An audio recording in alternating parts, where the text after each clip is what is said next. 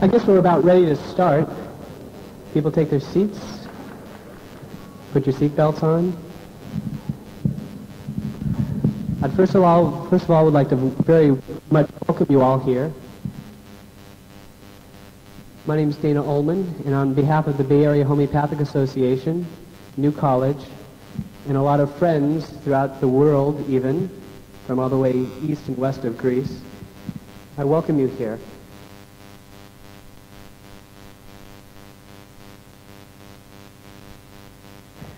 With that, I'd like to introduce Bill Gray. After he received his bachelor's degree at UCLA in bacteriology, he continued to receive his MD at Stanford Medical School.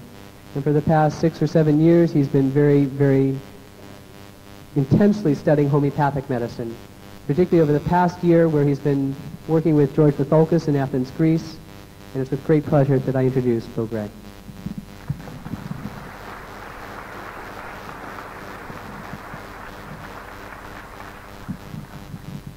Well, thanks everyone for the greeting.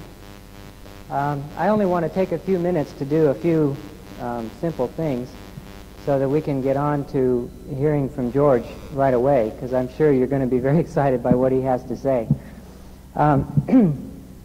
First, I want to try to put homeopathy in a context so that what George has to say will be understood in the broad picture of what is going on nowadays in California and elsewhere in the United States. As I'm sure everybody in this audience is aware, there's a tremendous amount of reconsideration and reevaluation of the entire field of health and disease, not only allopathic medicine, but the whole concept of preventive medicine and the sense of responsibility, or the actual responsibility that people have for their own health. This has come about for a variety of reasons, which probably I'm not even qualified to fully analyze except from my own experience. And so I think I'll sort of trace a little bit the way the changes that have occurred in my life have come about, and I expect, I'm sure, that these are symbolic and representative of the changes that are going on in a lot of people's lives. I'm sure in this audience there's probably some number of doctors, some medical students, probably quite a few holistic practitioners, and certainly lots of people who in their own lives have encountered practitioners of various kinds and are wondering about a lot of issues. The allopathic profession, what we call allopathic, it's a word that means other suffering, and what we mean by that is standard orthodox medicine. As you'll see when George begins to discuss homeopathy specifically, allopathic medicine is the 180-degree opposite of homeopathic medicine. Allopathy, other suffering, refers to the concept that when there's a symptom generated by a specific organ or system in the body, the allopathic approach is to try to get rid of that symptom by whatever treatment, usually drugs, surgery, or whatever, as we all know. Beginning with the advent of the humanistic psychology movement, and I think a large influence came from Esalen and all of the spin-offs that came from the tremendously revolutionary concepts that came out of the Esalen movement, people began to re-look at allopathic medicine and realized that in the context of clustering people in diagnostic categories, studying people that have this common diagnostic category, and then trying to discover the cause that's leading to their disease in the hope that eventually there will be a possibility of intervening with that mechanism. Boy, that was quite a long sentence. That's what's been going on in allopathic medicine, but this is a fragmented view of human beings. It takes a look at the individual organ or the pathophysiological mechanism, but it's not really looking at the whole person. And many patients have become frustrated with this process, and as well, many doctors have become frustrated with this process because it's not only dehumanizing to the patient, it's dehumanizing to the doctor as well. So from within and without the profession, there's been a reevaluation of what this whole process of curing disease is all about. Out of that came a rejuvenation of a lot of old techniques and the development of some new techniques that are now being clustered in the under the rubric of alternative therapies or holistic therapies. And this, as everybody here is aware of, encompasses a tremendously wide range of possibilities.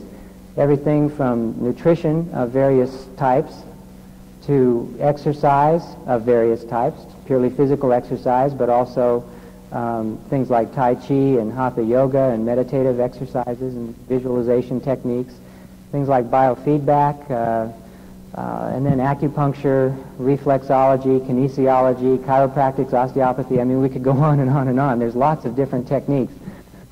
Basically, the underlying assumptions of these techniques, in contrast to the standard approach of allopathic medicine, is that the body is animated by processes which are integrated into a totality. The human being is one individual, complete whole on physical, emotional, mental, and spiritual levels.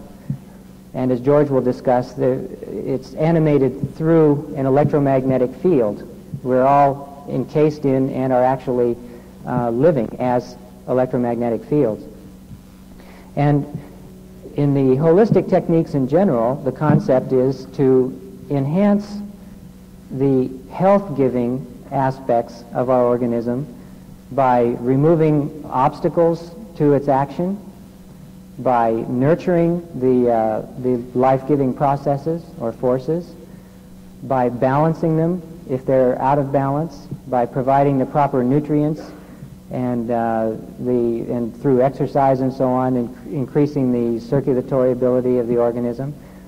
All of these then are enhancing the natural life-giving processes and elevating the level of health, and thereby reducing what we identify in our ordinary parlance as disease.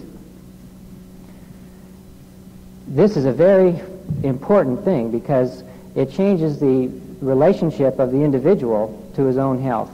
It more and more puts people back in the driver's seat, so to speak, and does not make them dependent upon a professional with a mystified concept of what's going on, and you have to believe in me, so to speak, in order to get treated. So this is very important. The whole shift of emphasis is going back towards the patient. Now, even in this concept, there now is a reevaluation of these techniques, because we still see many cases, particularly in the realm of chronic disease, who, even with all of the best of holistic treatment, are not cured. They're not free of their disease. They're dependent upon, say, extremely limited diets or repeated treatments by a holistic practitioner or a variety of other limitations. And there's a reason for this. Chronic diseases, it's been observed in standard allopathic medicine, cluster in families. There tend to be families who have very few or no chronic diseases. That's relatively rare. And there are other families where there's a wide variety of chronic diseases. I'm not just talking about diabetics who inherit their diabetes from their ancestors, but we may see lots of different types of illnesses in the ancestry of a patient, and yet the patient is getting a different kind of chronic disease from the ancestors, but it's still a chronic disease. Chronic diseases can be inherited from generation to generation. If somebody is born, then, with a chronic disease tendency, how can the holistic techniques, which are nurturing and encouraging the life-giving processes, the vital force, be enough? I mean, at the time of birth, the vital force presumably is not imbalanced by improper diet or lack of exercise or whatever it is. And it's not just a matter of creating the right life, right habits in life that's going to prevent or cure chronic disease. There's other factors, too, that take into account heredity. So when we're faced with a population that has a rising rate of chronic diseases, and this rising rate of chronic diseases is not just because the population is getting older. If you look at the studies, it's easy to demonstrate that there is, even independent of the increasing age of our population, there are more and more chronic diseases at younger and younger ages. And this is a growing health concern that has everybody in the profession and the policymakers in government very, very concerned. So I think it's in this context, then, that people are looking to other ways of dealing, especially with chronic diseases, but also with all aspects of health. Homeopathy is a highly systematic, scientific, professional method of stimulating the vital force or the defense mechanism of the organism. So that even if there's an inherited weakness, homeopathy, when it's done correctly, is capable of strengthening this process and thereby getting rid of disease. And George is going to go into that in quite a bit of detail. So, on the one hand, homeopathy is a holistic technique because it deals with the whole organism as a whole, as an entire single entity, not fragmented. It's a therapy in the sense that it's dealing primarily with pathology and with disease, but it's different from holistic practices in general in the sense that it's powerfully stimulating the vital force, not just nurturing or balancing it. So that, I think, gives a very brief overview of how homeopathy fits into the holistic movement that's going on now and the trend towards alternative ways of dealing with health and disease. I'd like then, in that context, to try to paint a picture of the importance of George Vithoulkas in this process. In my own experience, is probably the best way to show his importance. After I finished medical school and had decided essentially to drop out of medicine because I wasn't sure whether I was doing more harm than good, I explored a variety of different techniques and finally came upon homeopathy. After studying it briefly, I went into practice as an MD, doing both homeopathy and nutrition and allopathic medicine. Gradually, as I learned, as I learned more and more homeopathy, the other aspects of my practice dropped away, and the kinds of cases I got became more and more difficult. After a few years, I finally had the opportunity to meet George Vithoulkas at a conference, and I had been quite frustrated with the fact that studying the old books, I read about cures that were far beyond anything that I was able to see in my own practice.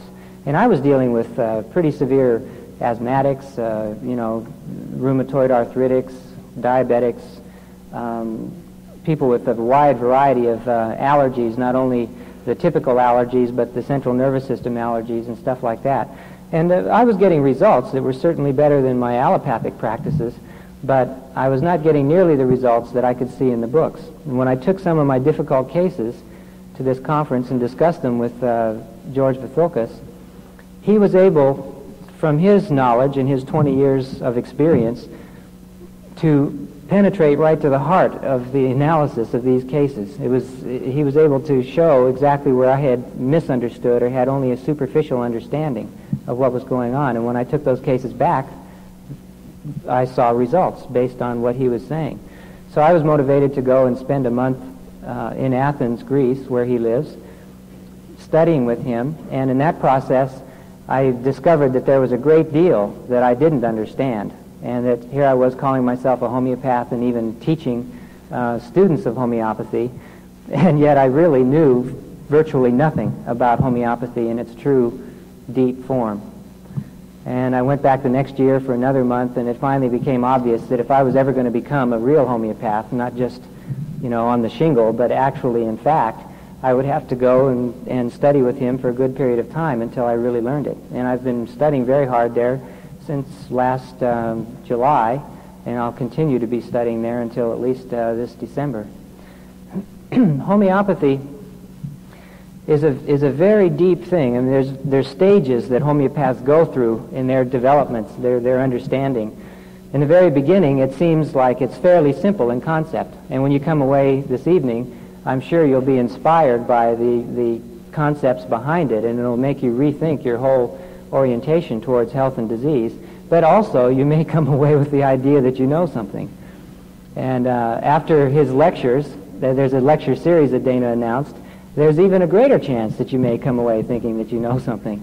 But if you ever have a chance to actually get involved with taking care of patients, and if you can contrast what you're doing with, or what you see other people doing, with what he's doing, you'll probably undergo the same process I did, and I was very quickly humbled. The most impressive thing that shows me that George's knowledge is far beyond what I had experienced elsewhere is not only his analysis and not only his ability to find the right homeopathic remedy, but it's the results that he gets. I mean, his practice is, as I say, the horror of horrors of internal medicine practice. I mean, this is the kind of thing that nobody would wish on their worst enemies, the kind of cases he sees. And the results that he gets are absolutely astounding. The vast, vast, vast majority of patients, when they come back for their follow-ups, are dramatically better, if not cured. And this is a very, very difficult chronic diseases. It's not to say that homeopathy is capable of curing anything or everything. It can cure virtually every known chronic disease, but each individual patient is not necessarily curable. So I don't want to overstate the case. But at the same time, it's getting very fantastic results compared to what else is available. And in order to get these results, however, it takes a great deal of very deep study and training under supervision of somebody that knows. And that's why I've been very, very privileged to work with George Vithoulkas. Another measure of the depth of his understanding is the impact that he has had virtually single-handedly in Greece. When he came to Greece a little over 10 years ago and quietly went about practicing and beginning to train some MDs in the area, he was just literally one man coming into Greece where there were no homeopaths.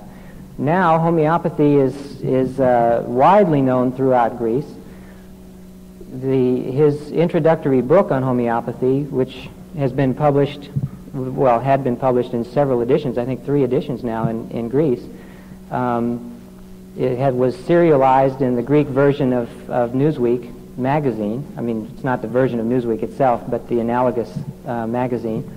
And his clinic now, he is training 22 doctors, and they're working full-time throughout the day. There's a whole staff of doctors that are constantly prescribing, and they are swamped with patients. It's a very exciting thing to see what can be done in just 10 years in a country like Greece. I mean, George now is known by, I'd say, a very large proportion of the population in Greece. What George means to homeopathy in its own history is important too. There was Samuel Hahnemann, who was the original founder and discoverer, shall we say, of homeopathy. And he is the one who pioneered all of the basic concepts. Then there was James Tyler Kent, who was an American homeopath who probably exceeded even Hahnemann in his actual prescribing ability. And he carried the concept of mastery of the field of homeopathy even farther. And I believe that George Vithoulkas is the next step in carrying the mastery of homeopathy even beyond Hahnemann and Kent.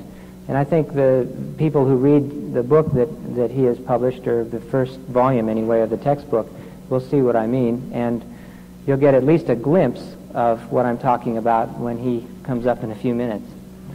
So, I think I've said enough about the context within which George will be speaking.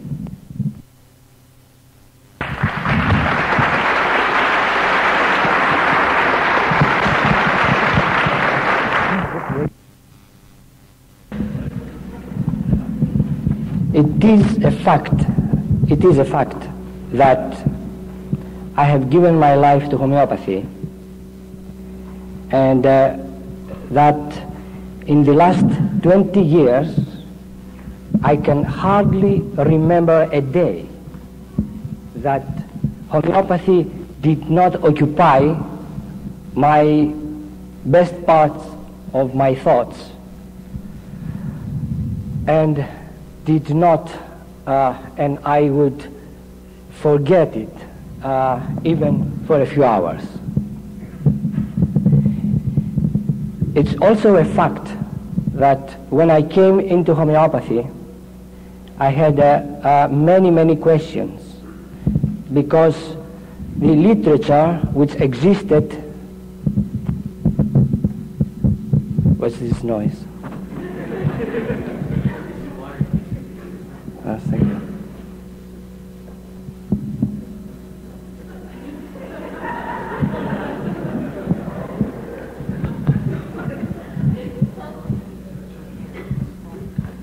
Anders goed de tijd.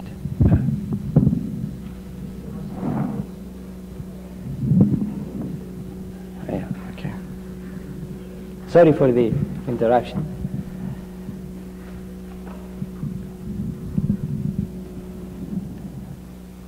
So, what I was saying is that when I came in contact with homeopathy, I read the literature which existed, and I was trying to get hold of individuals or teaching facilities that existed in the world, and to have answers to many questions that were arising in my mind after all this study. Unfortunately, I could not find a place where, or an individual where I would get answers to my questions. And it is a peculiar fact that by this time, I think by 1960, I wrote to the University of California a letter asking them where they were teaching the subject of homeopathy in their university, and I would like to attend the classes.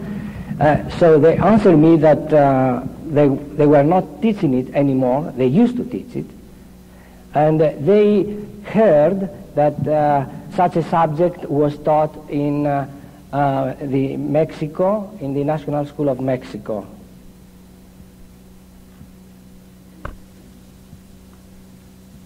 So,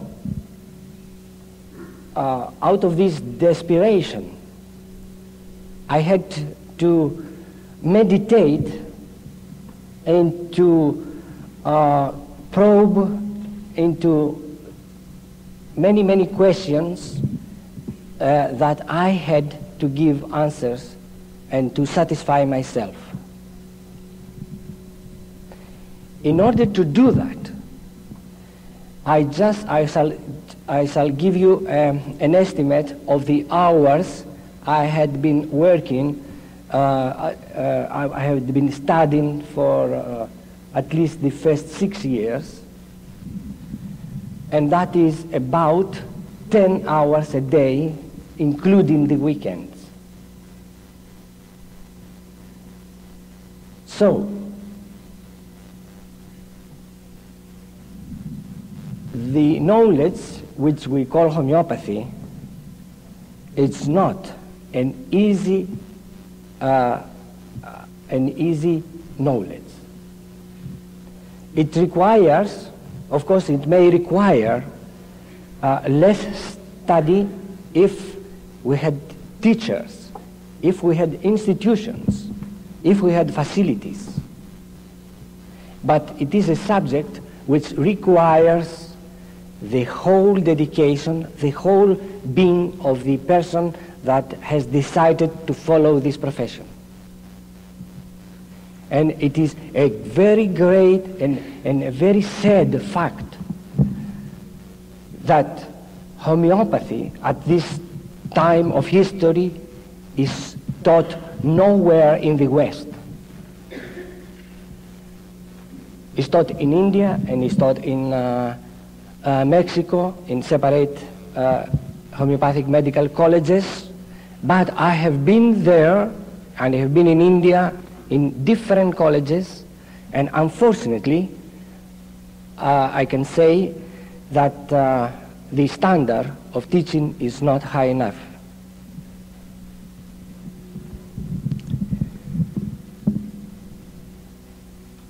So I have been asked to present to you today to give you an idea of what homeopathy is.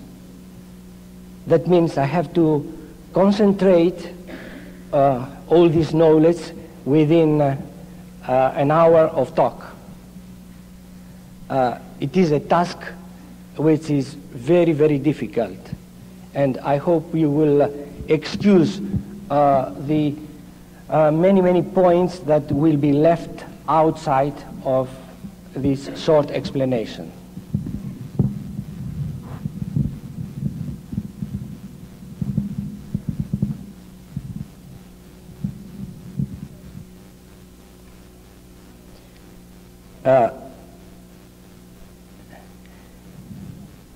I would like to ask you, before I start, I would like to ask you how many of you know something about homeopathy, just to get an idea. Good. Okay.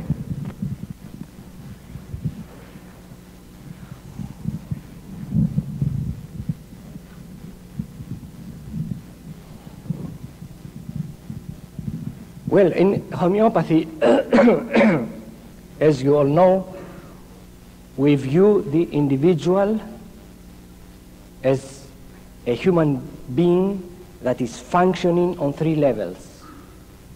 On a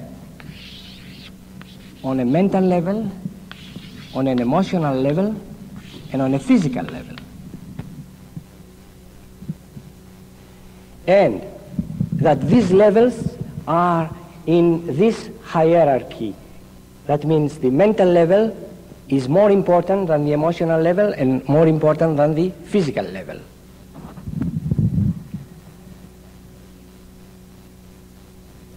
In other words, we can have this diagram with mental, emotional, and physical, which is the mental is the center. If that presents the human being, the mental part of the human being is the core, is the deepest part of the human being, then is the emotional, and then it is the physical.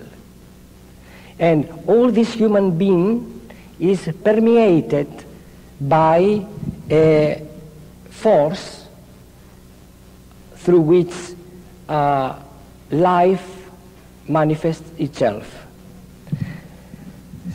So here we shall have this idea of permeation, and here, in order to understand this more graphically, we say that this is the vital force, which is connecting the three levels so a human being can function.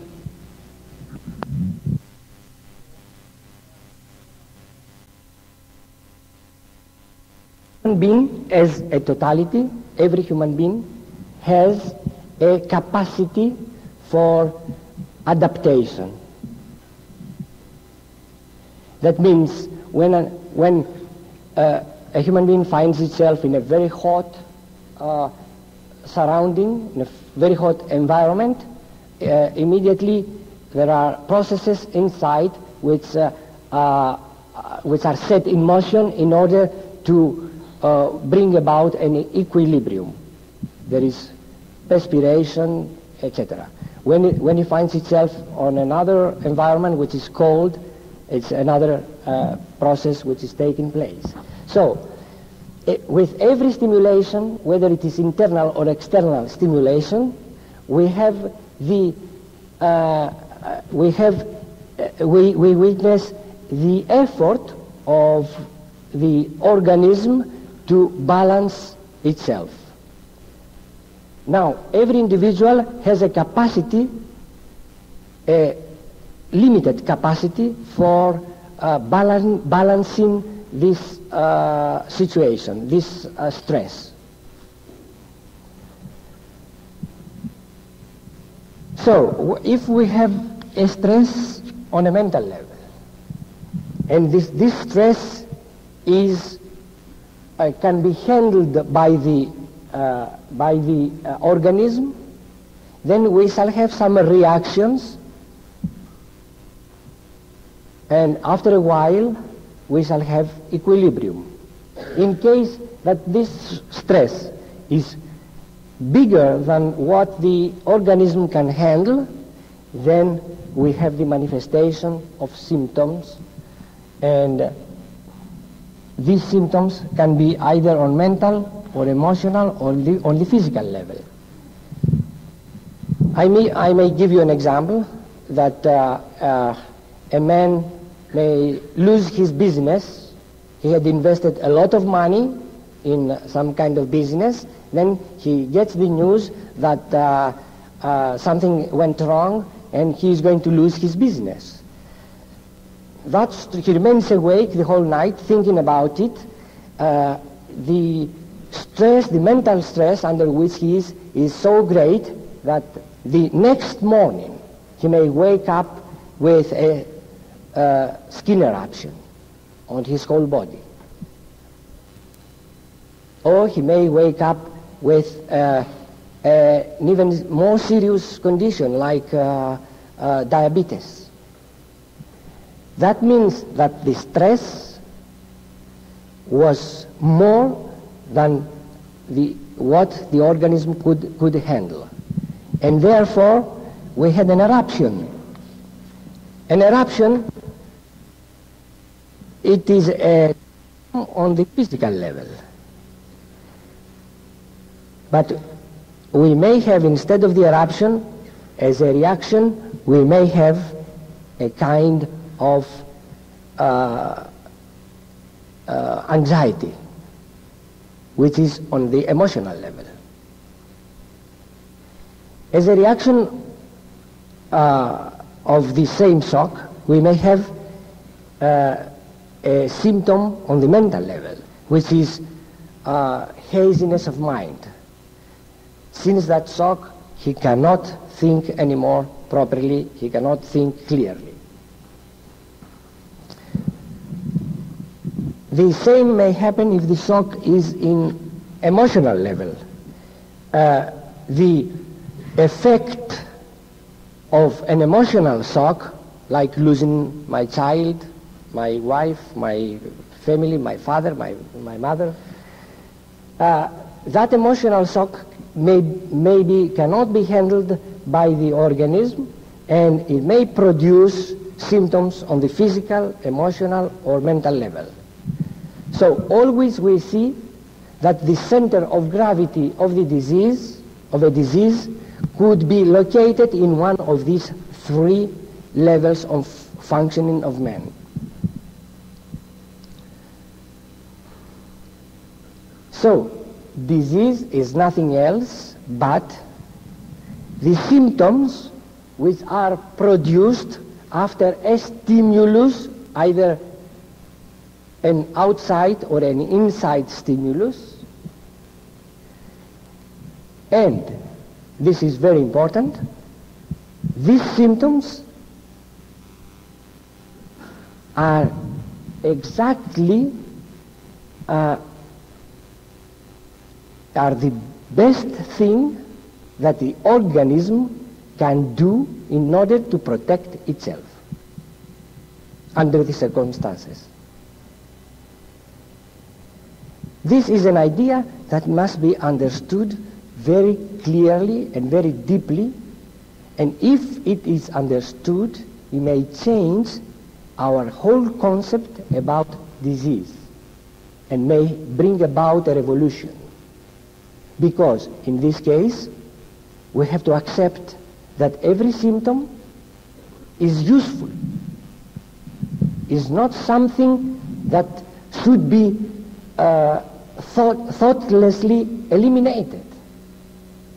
But it is something that must be respected, because it is through this symptom complex that the organism can maintain a kind of equilibrium. A chronically diseased person is a person who has an equilibrium on a particular level.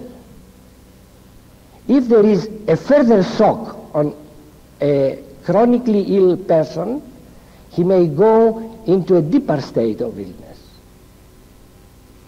and more deeper later, and more deeper. So there are stages on which we can be sick. The organism has a defense mechanism and try to protect our bodies by keeping the disturbance as much as it can on the periphery. Which means that the more healthy is an individual, the more peripheral will be the symptoms that he may develop under a stress.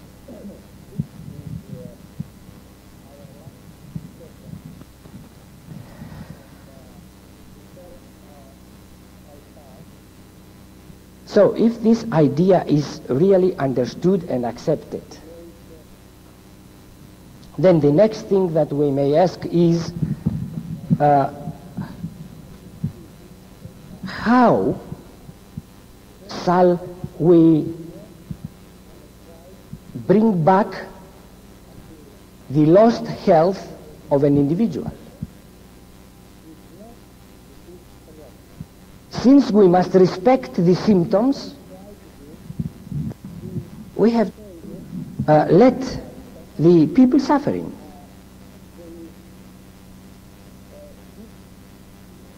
And really, that was the thought that prevailed in Hahnemann, the originator of homeopathy, who understood that it was better if he had left his patients with their symptoms than try to block or to eliminate some of them. That's why he said, I would rather abstain from practicing medicine because I see that I'm doing wrong to the people. But this idea of eliminating, of stopping symptoms, whether it is a headache, we take a painkiller, whether it is an arthritic pain in the knee, whether it is a skin eruption, whether it is a duodenal ulcer, whatever it is, we try to get rid of the symptom. This is the whole understanding of medicine, of orthodox medicine today.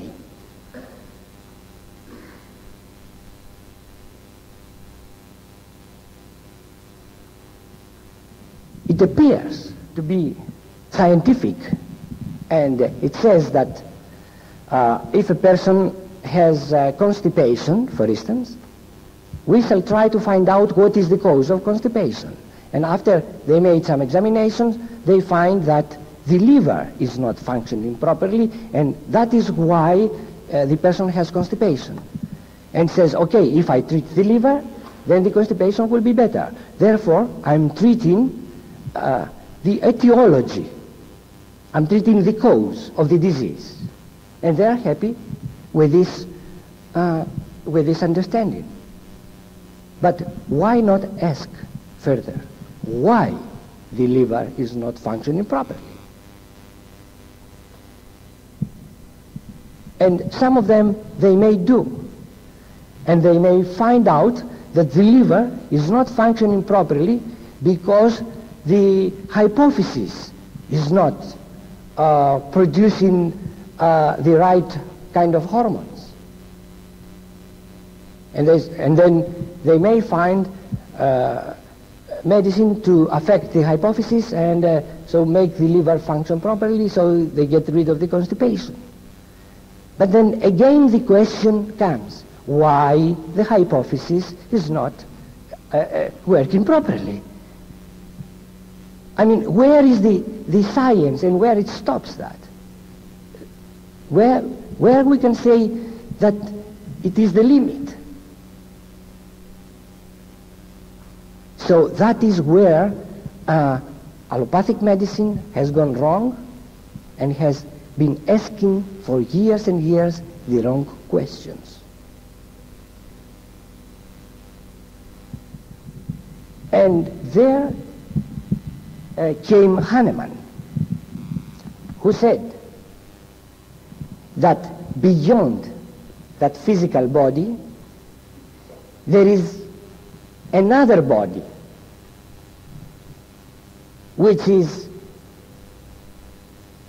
prior to the physical, and which really commands the functions of the physical body. And this is he called the vital force.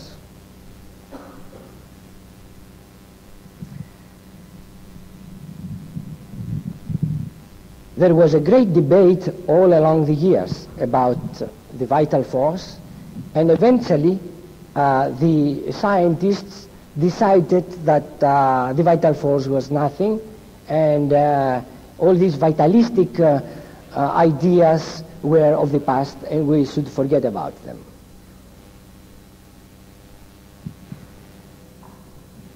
And it was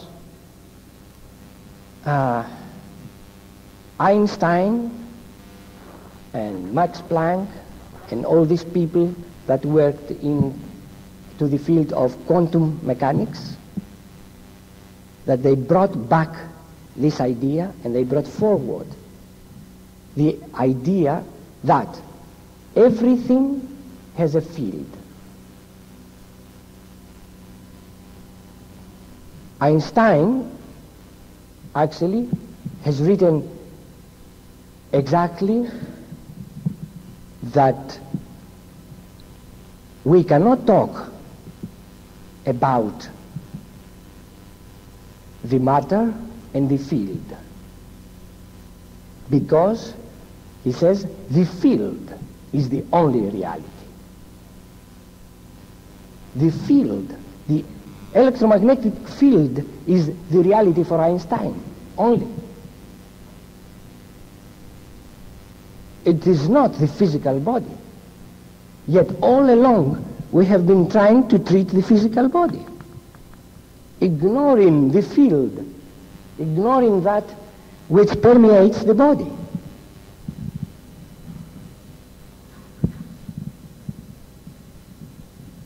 So, when people examined the atom and the subatomic structure of the atom, they discovered actually that energy and matter are interrelated.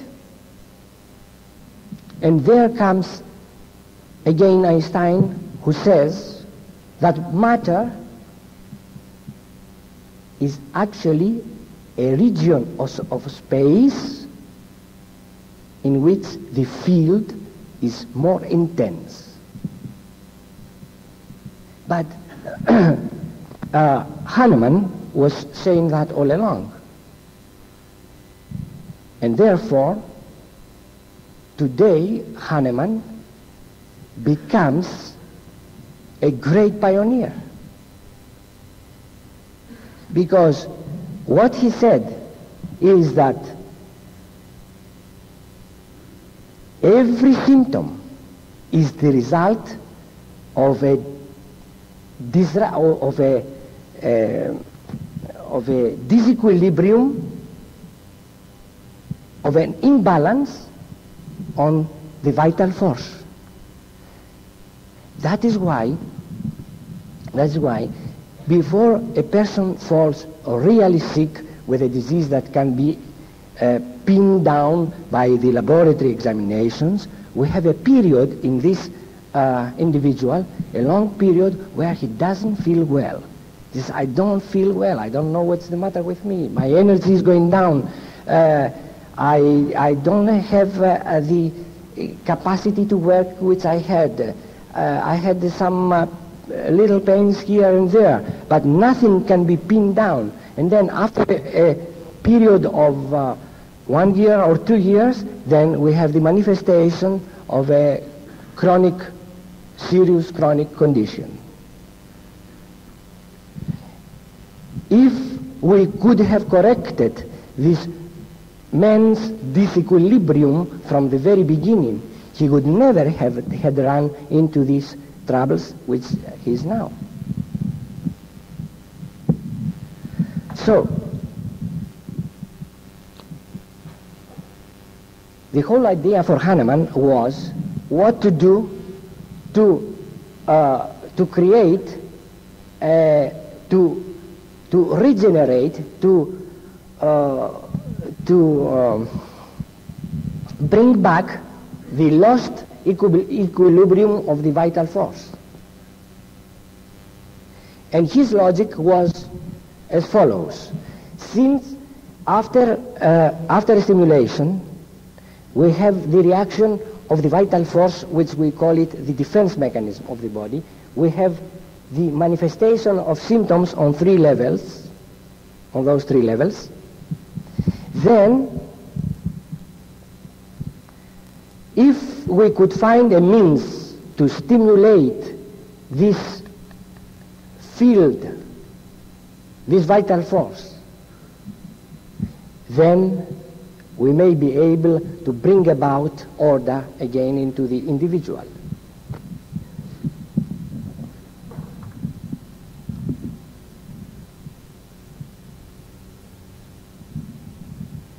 In this process, he decided to take himself certain drugs. And he found out that the drugs that he took and his colleagues took imitated the different diseases that had been existed so far and he had seen so far.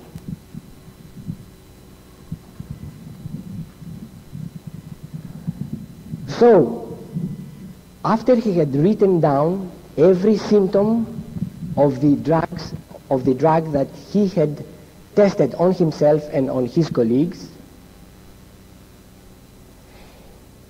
he applied these medicines to patients that they were coming to him to be treated for different elements. And he gave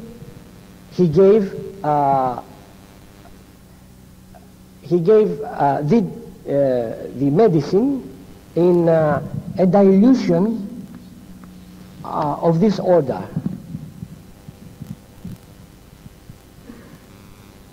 And then he witnessed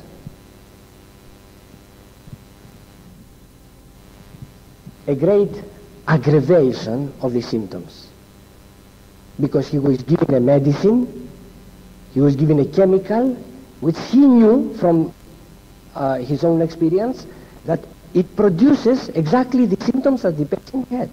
So therefore, once he gave it to the patient had a tremendous aggravation. Therefore, he reduced the dose to 10 times. When he gave that reduced dose, aggravation, but still there was quite a strong aggravation.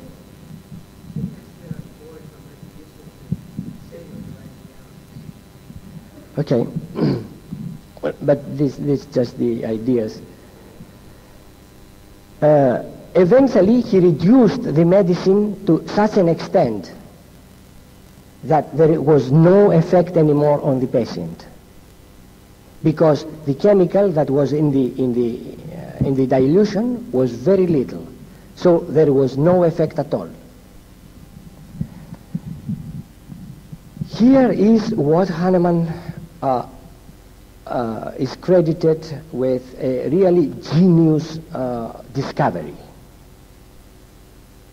He thought that instead of simply diluting the medicine, he could pass the medicine through a series of succussions.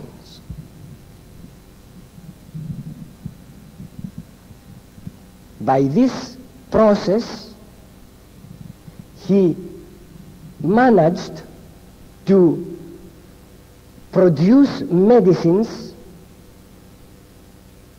that contained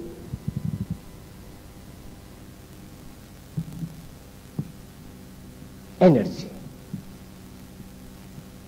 that were energized medicines. And this energy could reach this field of the human body.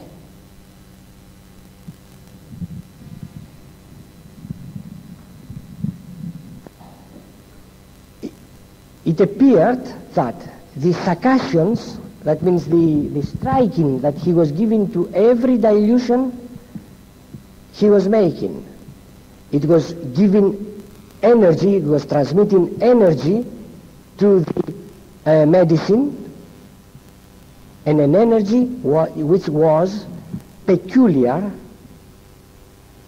to the medicine which were diluted in it.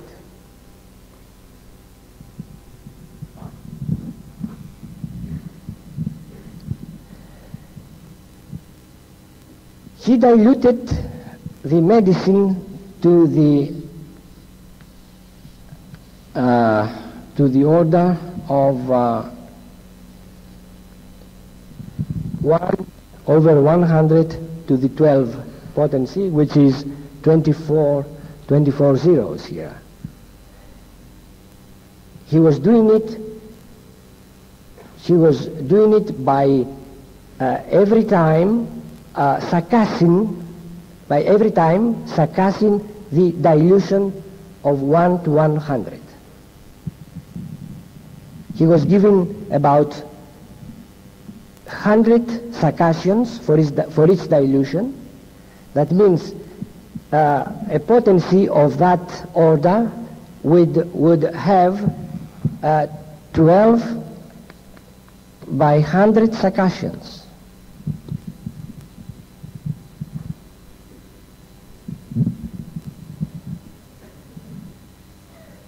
So in this way, Hahnemann was able to reach the electromagnetic field of the body and really bring about balance.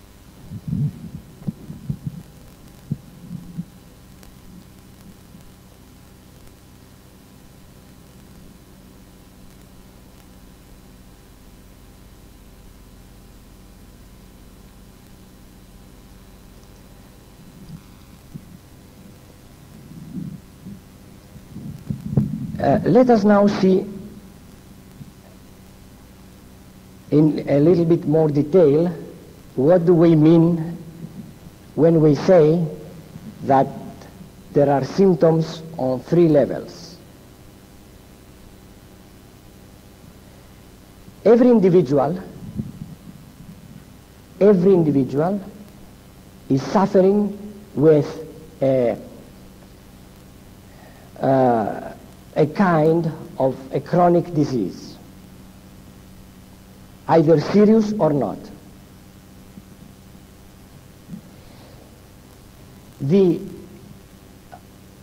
center of gravity of this disease is centered on one of those 3 levels.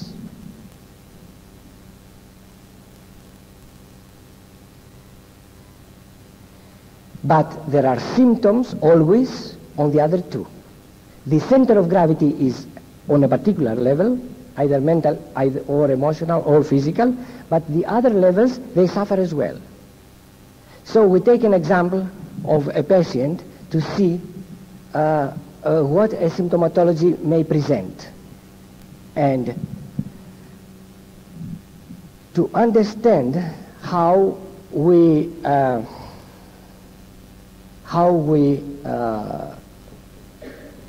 take the case of an individual. Usually the patient will come and will say that I have diabetes. he knows already the diagnosis, and he offers this information very easily. What a homeopath is interested is not the diagnosis, of course, but he's interested to know how his defense mechanism is reacting to the whole imbalance on 3 levels. So he starts questioning about all the details on the symptoms that this particular person may have.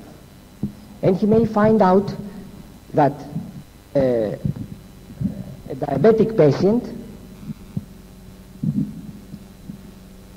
is not having thirst as is usual to have. He has headaches, or he has vertigos, he has dryness of his mouth, he is very warm, he is sticking his feet out of bed.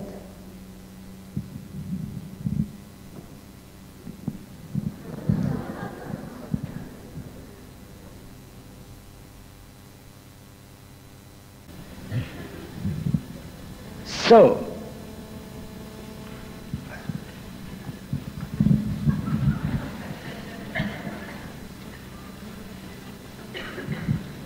another individual has a completely different, who is still suffering with diabetes, has a completely different set of symptoms.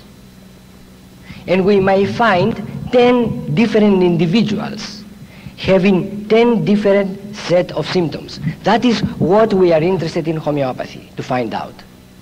What is the particular complex symptoms which an individual has? And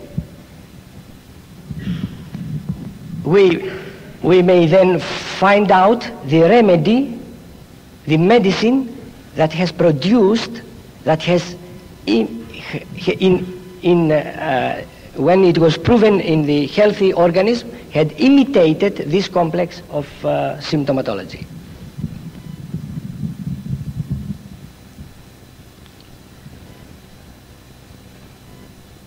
Once such a remedy is given, then we witness a cure.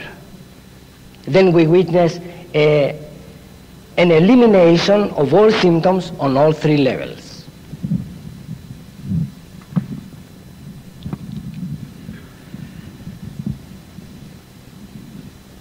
Of course, this is really witnessed in very healthy individuals.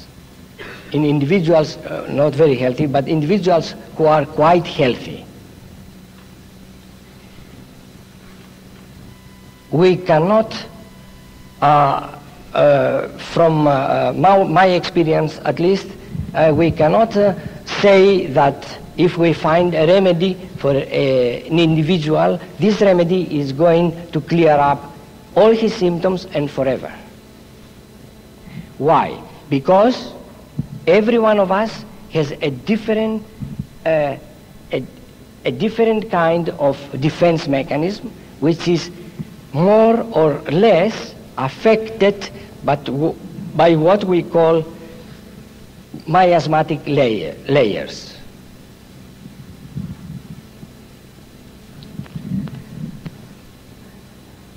I don't think that we should go into that, but I shall just give you an idea of what that may mean.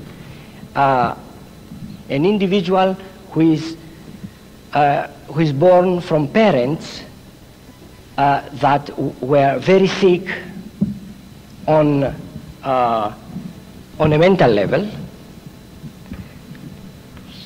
I shall give you another diagram.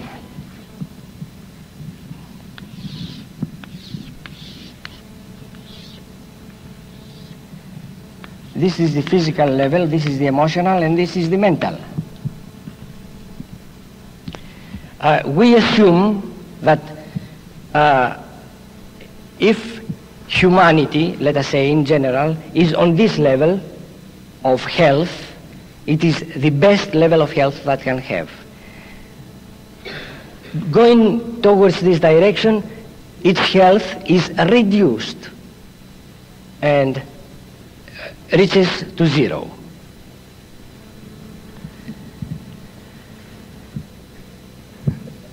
So, people who are on this level are people who are suffering on a very peripheral level, like having skin diseases only. As we go higher and higher, we have people that they are suffering with mucous membranes, with the muscles, with the stomach, liver, heart, brain, and then we enter the emotional level, people who are suffering emotionally, and then people who are suffering mentally.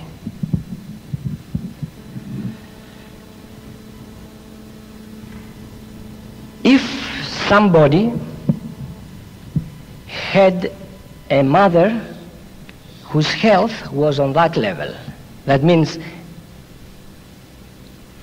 his mother was suffering emotionally very much, and his father was suffering with his liver mostly, which is more or less on that level. The child which is going to be born will be something in between here. That means he will suffer less than the mother on an emotional level, but more than the father. So the predisposition of the parents will determine how much sick an individual is born. And if the health of the parents were very bad, if a child was born with parents both mentally sick, you can understand that we shall have a child that as soon as he's born, he may have in a very early age cancer.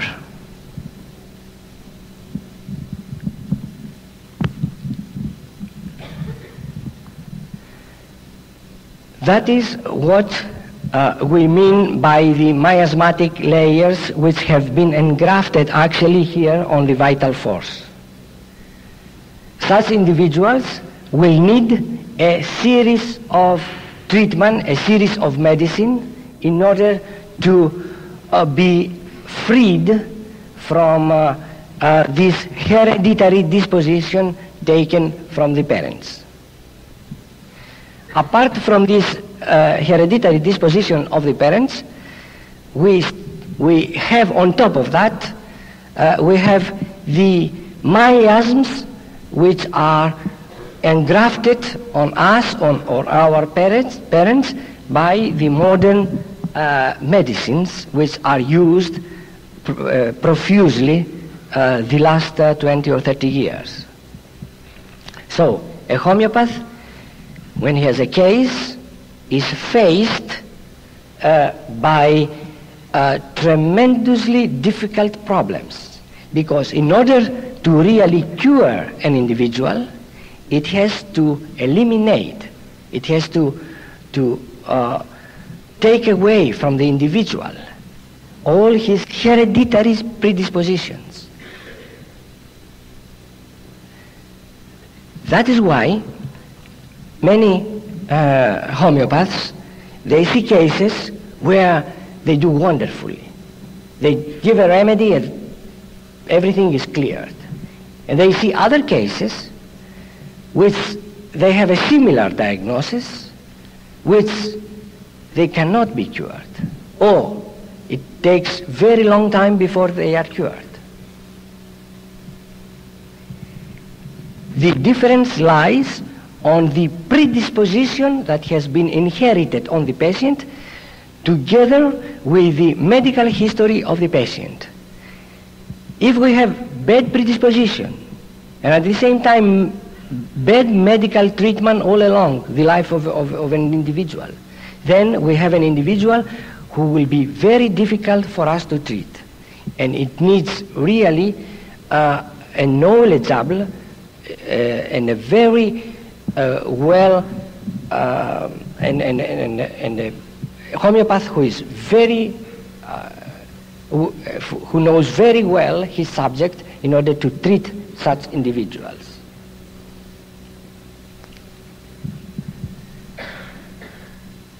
But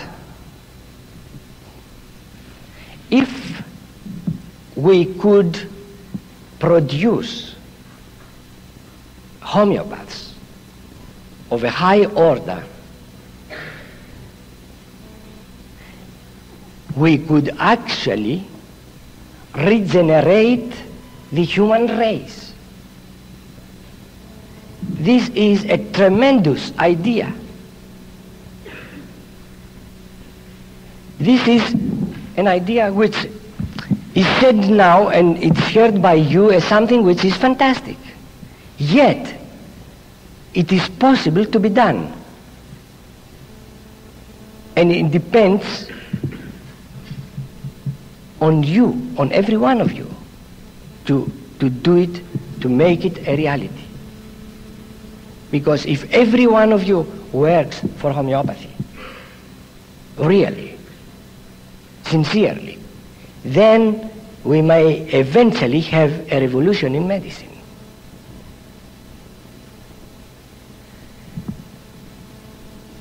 You cannot imagine, you cannot really imagine, it's Bill Gray only that has seen it, how much work and how much overloaded I am and how much tired I have been by trying to generate all this interest. I've given all my life into teaching medical doctors. And I try as much as I can. But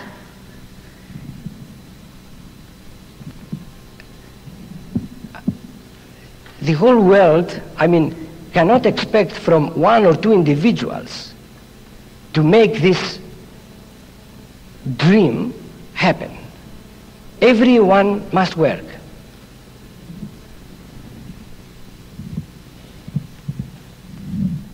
It took Bill Gray 4 months to persuade me to come here because I knew what it would cost me in tiredness, in health, in effort to do that trip.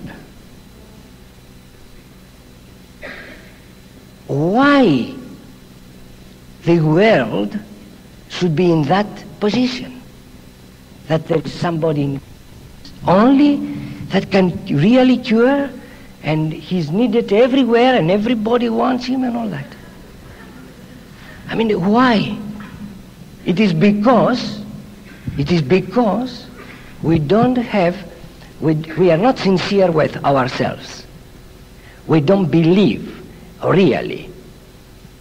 Even if we see miracles, we don't believe. I have shown, you see, in our school in Athens,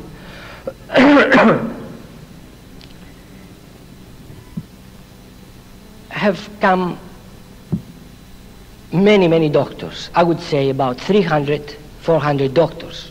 They have come to the school. And as you heard from Bill, there are 20 doctors working on the center. Do you know why? Because when they came, they are very skeptical, and this is natural. That's okay. We want to be convinced, okay? What you say may sound okay, but we want to be convinced. So how you want to be convinced? We have a case that we cannot treat, so you please treat it, and if you cure it, then we'll discuss it. Okay. Yeah, then we treat this case. Then he says, yes, but might have been accidentally also and all that. You treat this case also. Okay, we treat that case, the second case. Yes, maybe, yes, something is happening. Then you treat me, or you treat my wife. Okay, you and treat your wife, your child, everything. Yes, thank you very much, goodbye now. Why? Because the material is too much for me. I've been to the medical university and I studied for 9 years, and now you tell me suddenly that I must study another 6 years. This is the situation. It's a tragic situation. You are laughing, but you do not know how much could have been prevented from chronic diseases. How much more the whole health of all the individuals of the world could have been raised. You cannot imagine what it means to be balanced, really, by the homeopathic remedy, by the correct homeopathic remedy. And we find ourselves in a tragic situation. I never had the inclination to go out, either teach or convince anybody. Because why did I have to convince? As soon as I went to Greece and I started treating, everyone that was coming was cured. So immediately I found myself overflooded with patients. So I didn't care even to convince anybody. But I always wanted to convince the medical profession. In Greece, we have shown miracles, results that they are miraculous. And there are 25 doctors practicing today. They are all my students. And they are studying for 10 years already with me, some of them. And the old students of mine, it's only 3 or 4 years that they do homeopathy by themselves. It takes the medical man 4, 5, or 6 years, depending on the time he's putting, to really be able to practice homeopathy. Bill Gray is working 12 hours a day, including the weekends. And he's there since June, and he's going to be until the end of the year, working very hard. But Bill Gray is one. Where is another?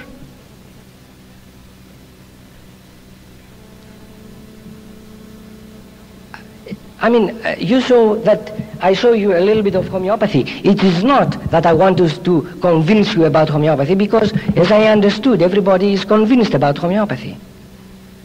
Everybody knows what homeopathy can do. But what are you going to do really about it? This is the question tonight. Tonight is not the question to prove to you that homeopathy works. You know that it works.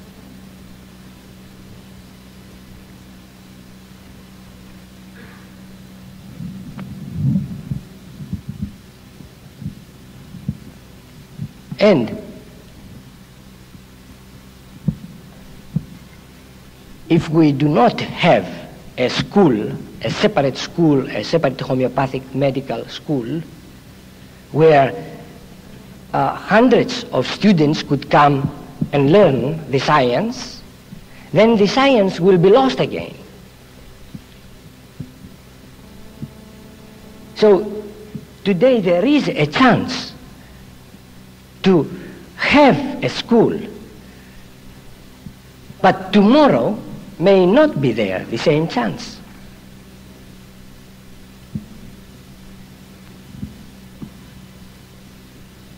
I don't know how serious you are about it, but I believe since you took the trouble to come here, you must have some experience yourself. You must know what homeopathy can do, at least in a way. So every one of you should work wholeheartedly to make homeopathy the real established official medicine of today. We need all other therapies, I agree. They are good. We need allopathy, okay, but to what extent?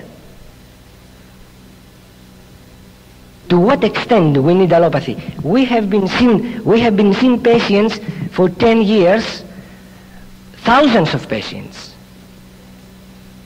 The amount of patients that were hospitalized out of our patients is 1 in 200. And they are all patients with serious diseases, where a normal doctor would have 3 to 4 patients hospitalized in a week. There is a great possibility to prevent suffering.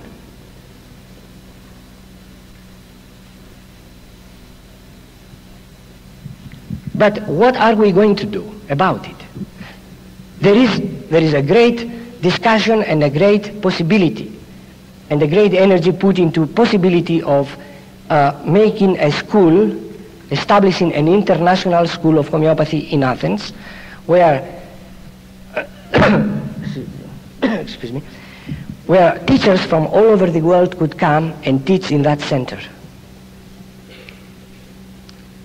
But who's going to do it? Everybody waits for George to do it.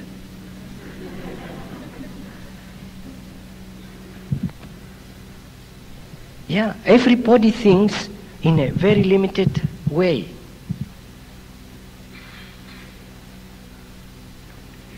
Unless we think for the humanity, really, we are not performing our mission or our duty. If we just think about ourselves.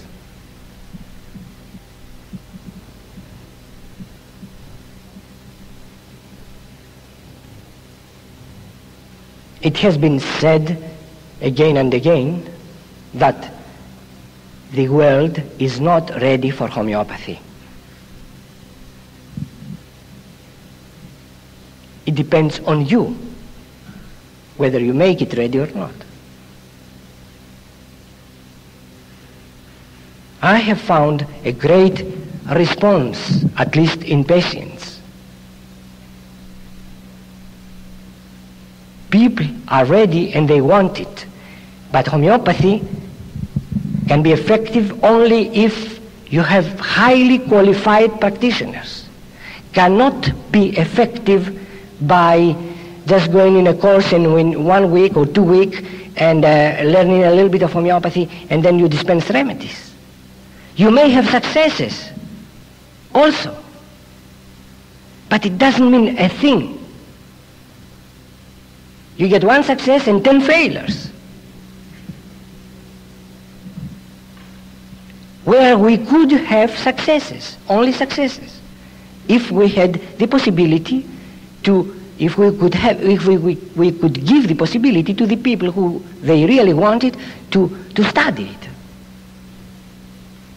So we have thought of, and it is on the process of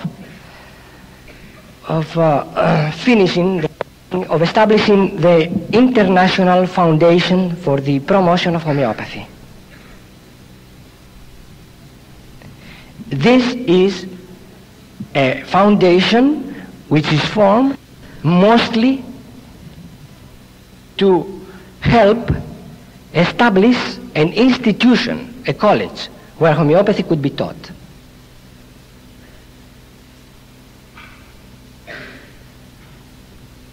It is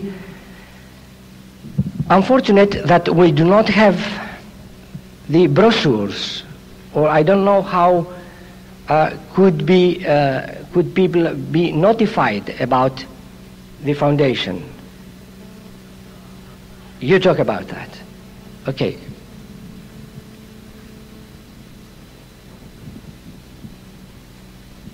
But before I finish,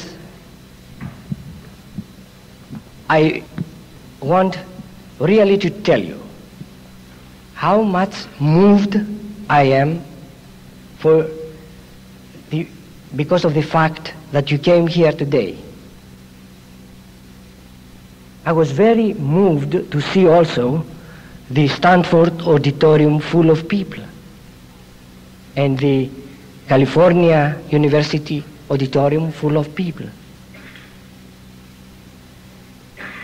It is really a hope for homeopathy.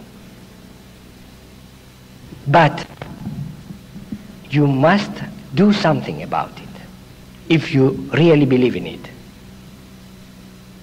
You must do something, not me. Not because I don't want, but because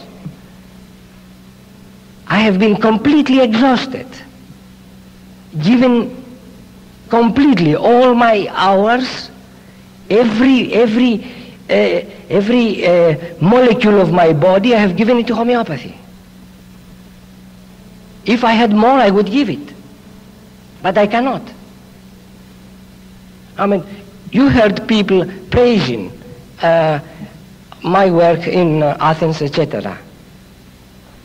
This was done, I can confess to you, by giving everything from myself. It's not something that was done very easily. To cure is a miracle. It's really a miracle. And it can happen only if the right situations arise.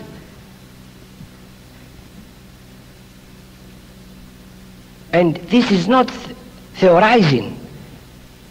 In order that the right situation arises, the practitioner has to sit down and study and work.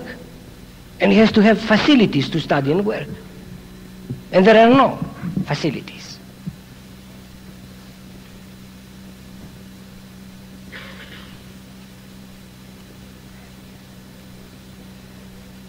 So I want to thank you again for coming tonight, and I want, before you close, I want to give Bill Gray the what's called this, the microphone, to talk to you about the foundation. Thank you very much.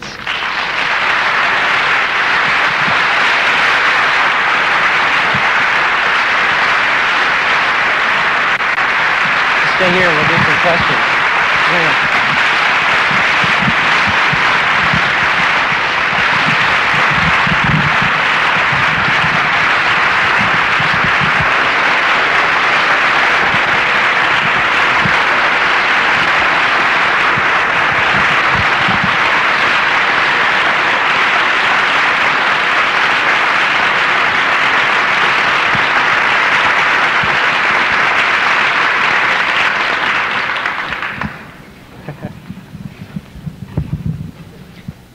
Before we take a few questions, I just wanted to say that the International Foundation for the Promotion of Homeopathy is a non-profit, tax-exempt organization.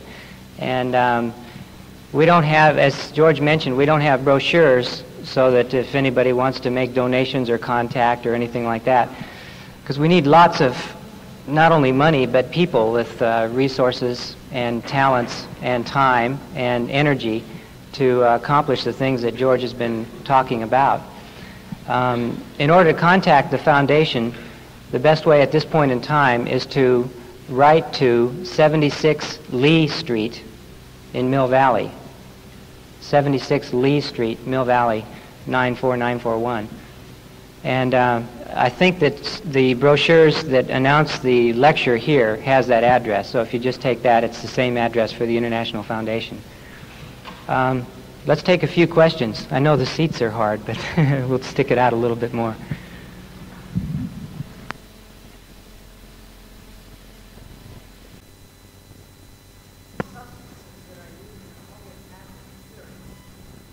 The question is, how exactly are the remedies infused with vital force, or how is it liberated from the substance itself? He wants to hear more about that. The answer is we don't know.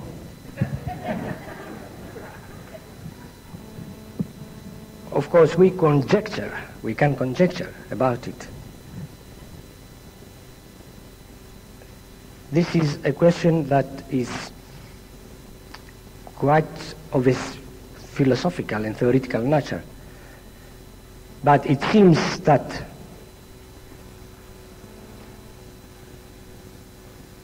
there is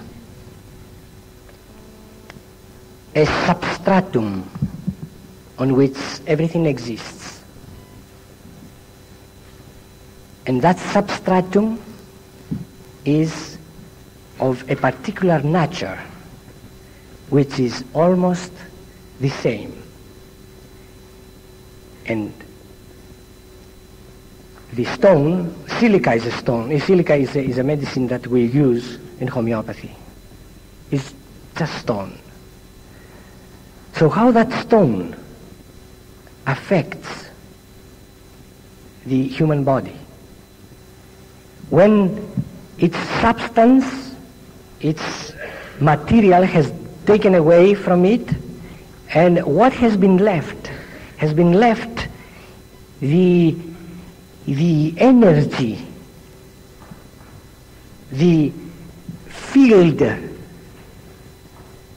which is particular to that stone has been left on the neutral substance on which the homeopathic remedy is diluted.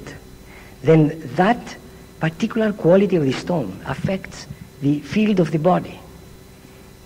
That means that there is a universal substratum, I don't know how to call it, which makes all one. That is the quality that makes us be together also tonight. I mean, you noticed during my talk, for instance, that when I got very tired at a certain point, you lost interest. You were not interested. You look at the watch, and your attention was going away. Why this has happened? It was a matter of force. That because I was very tired, my electromagnetic force could not contact yours. So though I spoke, there was no communication. So now it's a little bit better. Why? Not because now you are listening more the words. You have been listening the words all along. But you are communicating more.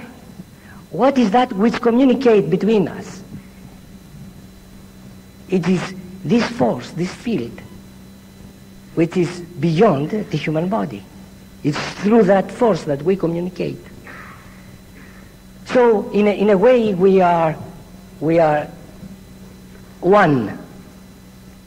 In the same way with the stone, with everything, with the wood, with the plant, with the flower. Everything inside has a quality. And the same quality is on the body. And when they are reduced to this quality, that means to the field, then there is contact.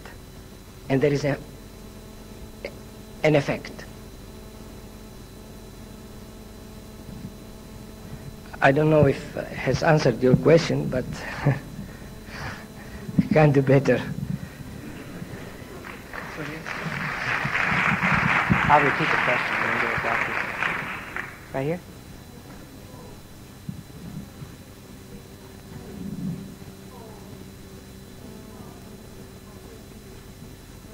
Does the patient get credit for being part of his or her healing? Credit. Credit. What's that? If he gets credit, the patient. Yeah. Praise. I mean, can you praise him? Is the patient responsible for his own health? Credit. You get credit for the work you've done. Yeah. If the patient gets credit for... so, This one, because I want to understand. Yeah, can you answer the question? You ask it. Okay.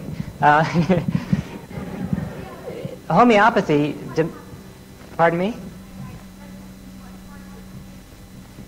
Part of the patient play.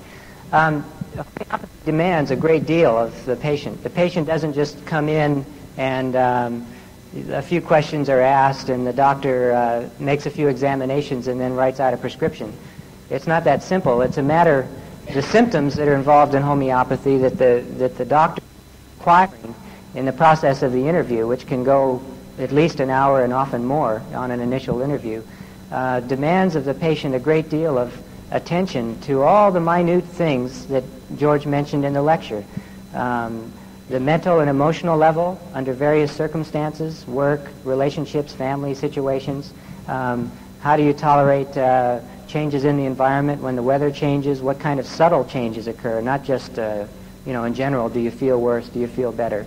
When you sleep at night, are you sleeping in a particular position? Do you like the window open or closed, or do you stick your feet out, as he says? What kind of food cravings or aversions do you have? And it's a very detailed process of investigation on the part of the homeopath, but also on the part of the patient.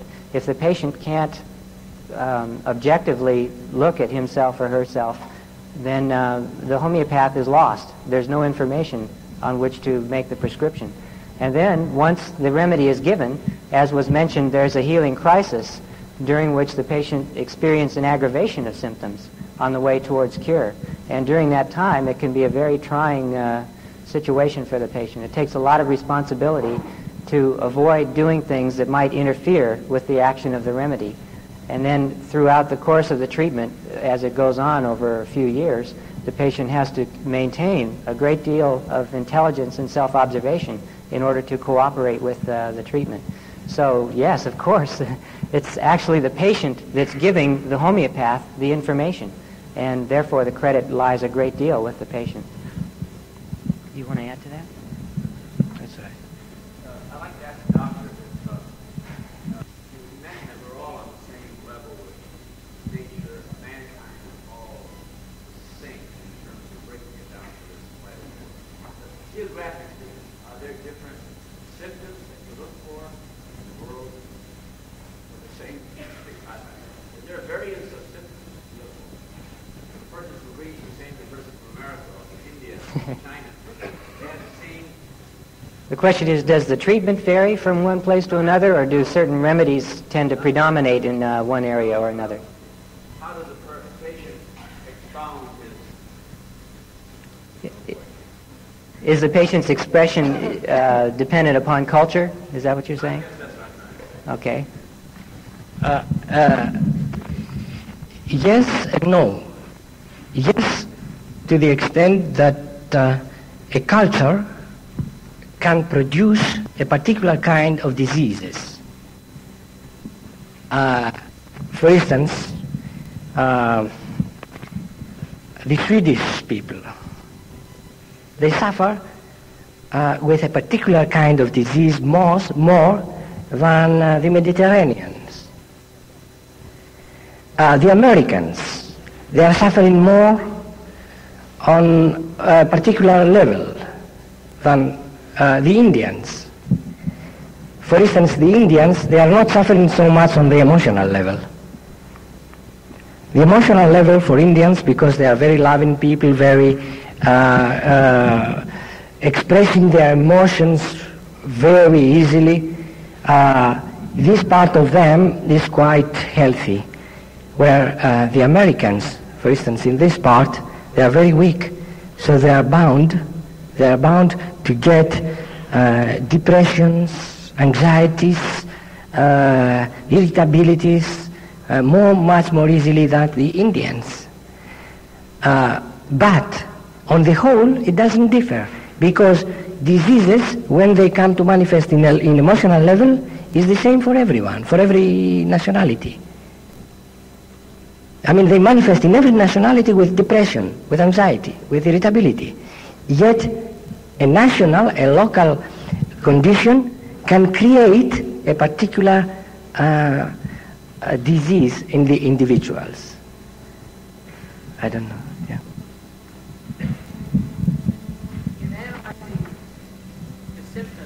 how would you differentiate between emotional and mental? Those things are awful close to me. You characterize them. Yeah. How can one distinguish between emotional and mental symptoms? Yeah.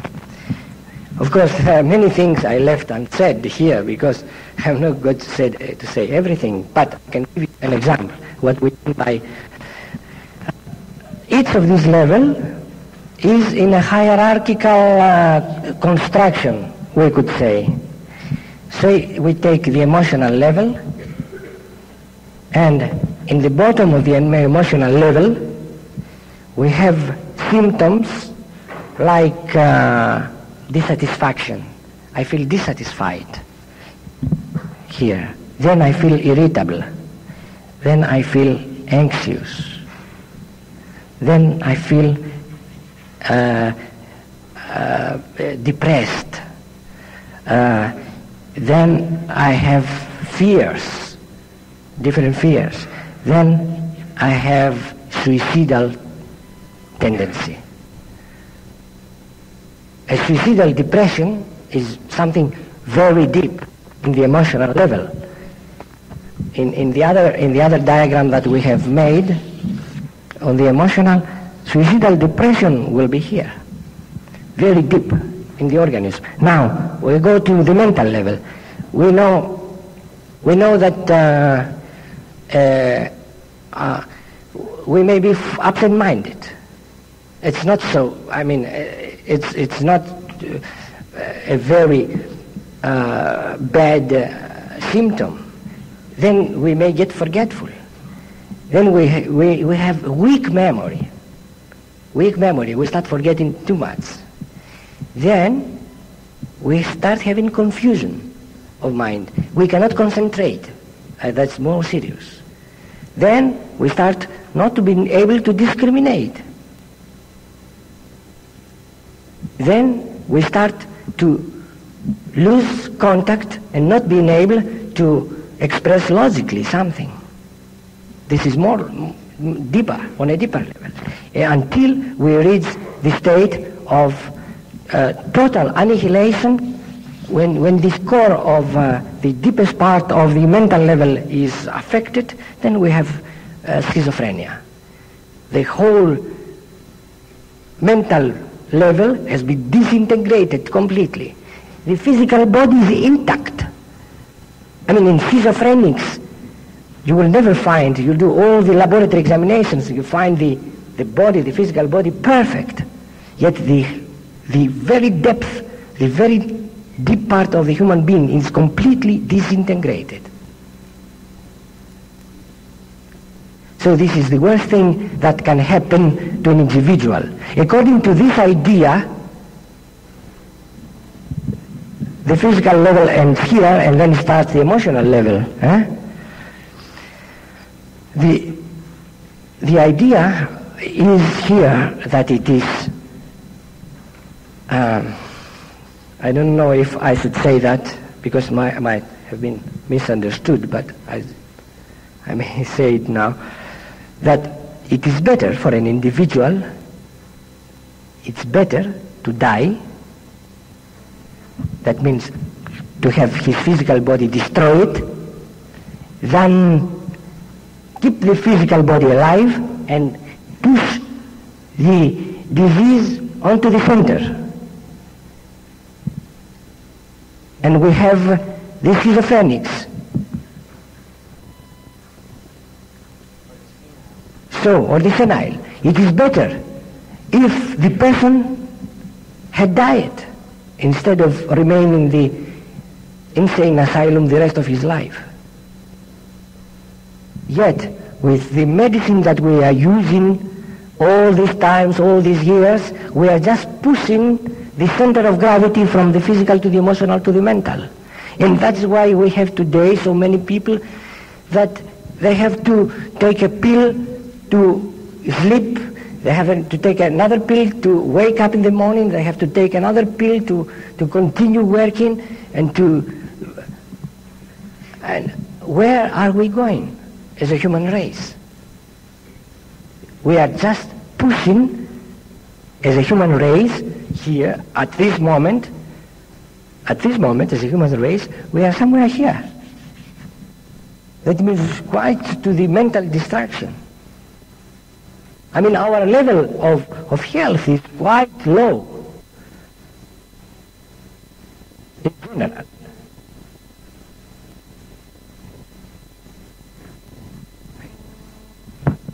Take one more question.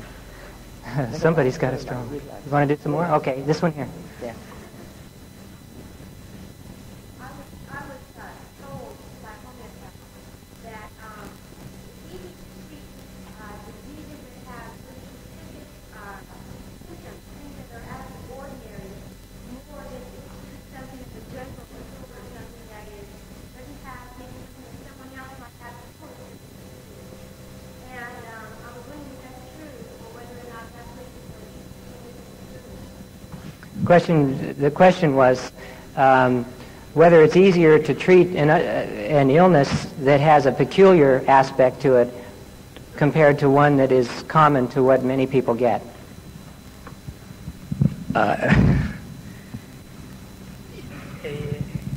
Every individual with a disease, whether it is a disease which is common or uncommon, still has some individualistic characteristics, individual characteristics. Whether his main disease is common or it is peculiar. There are other characteristics which are peculiar and will guide to the selection of the remedy. So, whether a case is easy to treat or difficult to treat, it depends mostly on the skill of the homeopath.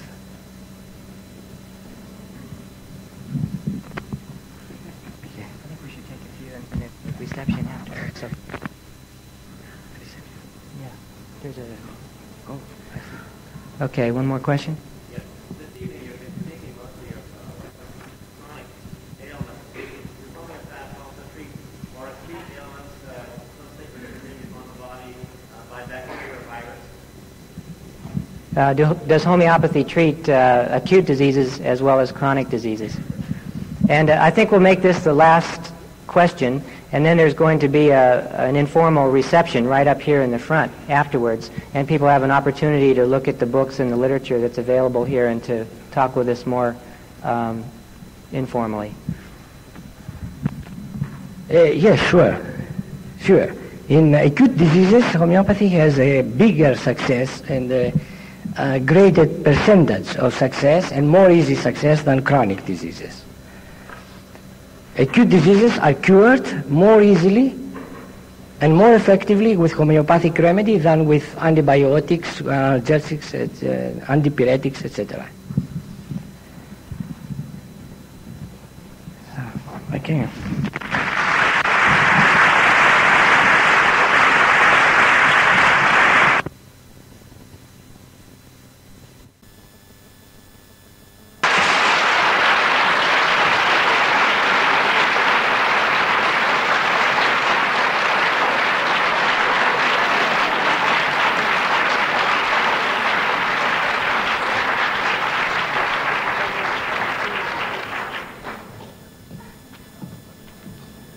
Well, I think we have some qualities in common with Dr. Smith, which is one of which I can see immediately is the enthusiasm about homeopathy.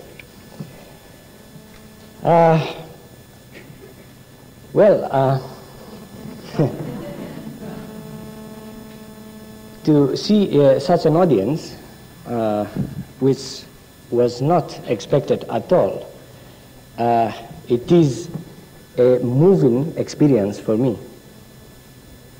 And I would have never dreamt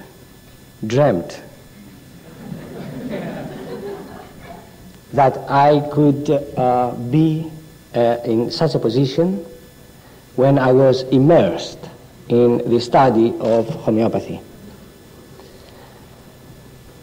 When I say I was immersed, I really mean it. In the first 6 years of my studying, there was no time in the 24 hours of the day that I would not think and I would not study homeopathy. I had by that time many problems and many questions, which I tried to solve by going into different people, into different colleges. As you know, there are colleges in India and in Mexico that are teaching, they're supposed to teach pure homeopathy. There I learned a little bit of allopathy, yes, but not much of homeopathy. Unfortunately, the standard of homeopathy practiced in these colleges is too low, for my understanding at least. And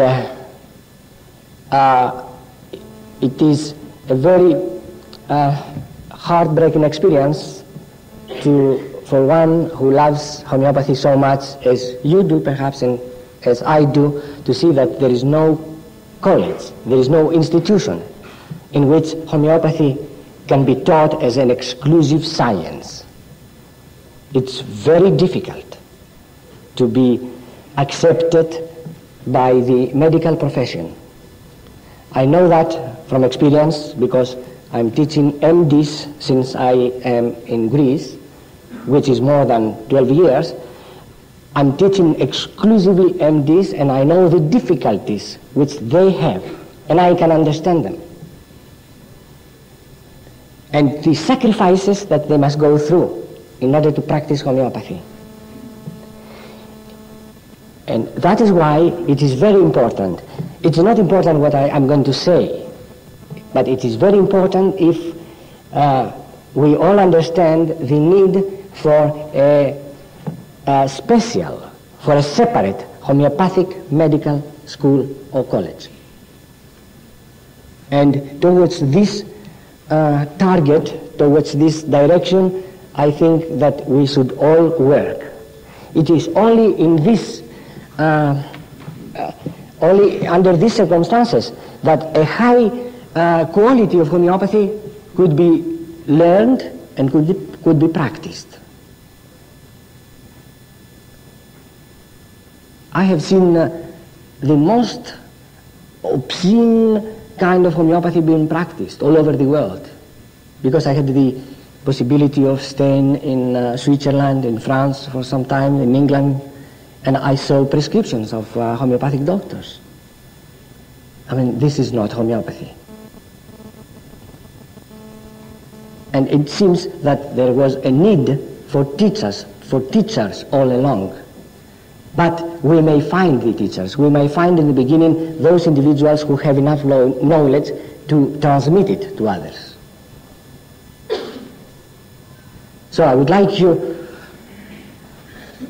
to understand that what I'm going to talk to you today and on the next series is not the knowledge of homeopathy, the total knowledge of homeopathy.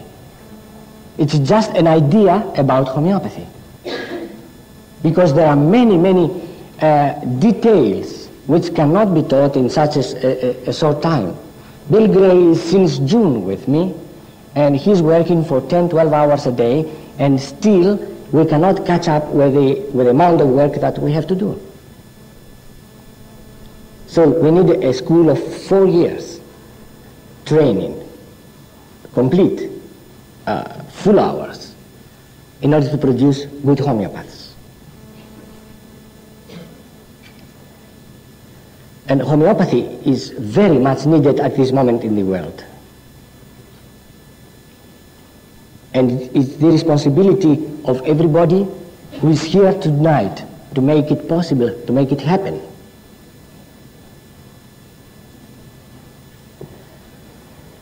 I shall assume in my lectures that you are knowing quite a lot about homeopathy, and I shall not go into very many details. But we can have a session of questions on which I could clarify and I could understand your demands, actually, because I don't know the level of understanding you have already on homeopathy. So the questions for me will be very valuable because it will show me the level of understanding you have, and I shall try to feel that level of understanding.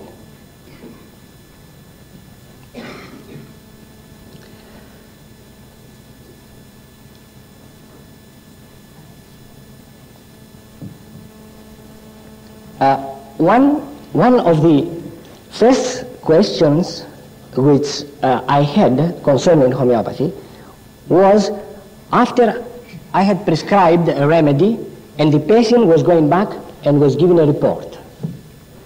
And he would say many times, I am better in this and that symptom, but I have developed now this and that.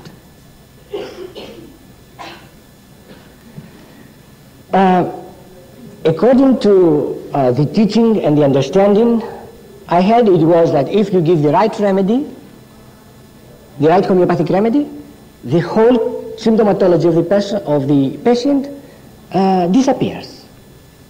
So what was that? That certain of the symptoms have changed, certain others have disappeared, certain others have come up. Was it a mistake in the remedy? Was it a remedy which was very close to the case? Was it the right remedy? And it was not before I understood certain things about the construction of the human being that I could translate, I could explain these reactions of the patient when he came back. So I would like to give you a short understanding of what I had found out. In my previous lectures, which I think most of you have followed, I have Why don't you ask him this year? Yeah. Ask how many came to the previous lecture. Yes. How many they came to the previous lectures? Yeah, okay. Yeah. You see, we can't do otherwise. I have to repeat the same and the same. We have to go further than that, and I think you will be able to understand on the process. In my previous lectures, I depicted the human being as a circle with three levels: the mental, the emotional, the physical. And we said that when the disease is on the periphery, we have an individual who is quite healthy. As long as the disease progresses towards the center, then we have a more and more diseased individual. And nobody objected about it. The fact is that the reality is that things are not as simple as that. Because here on the physical body, we suppose to have a hierarchy of the physical organs. I mean, nobody will object that the brain is more important than the muscles, that the heart is more important than the lungs, because it is very simple. So this drawing would show that the periphery is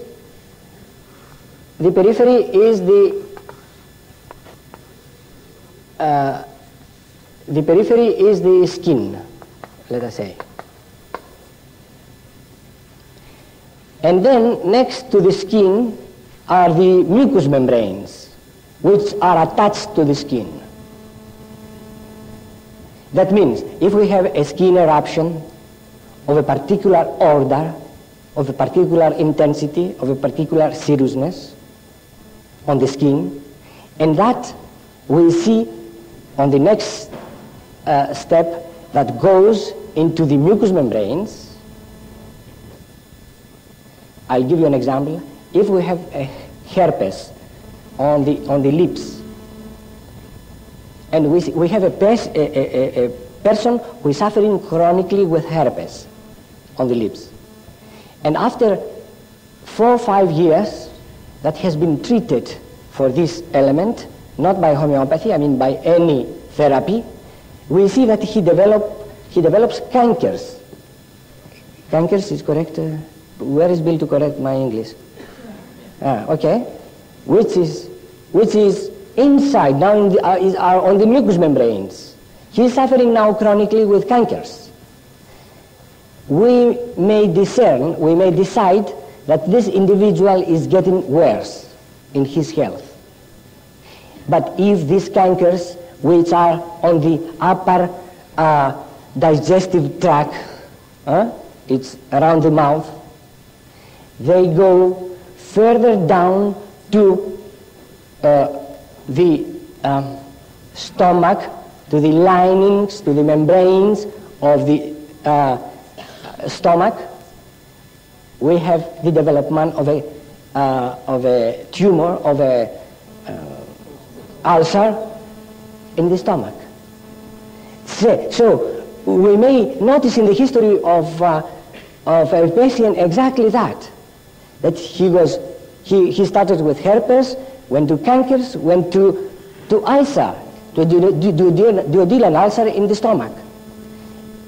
Eventually, we treat that, and we see that he develops an ulcerative colitis.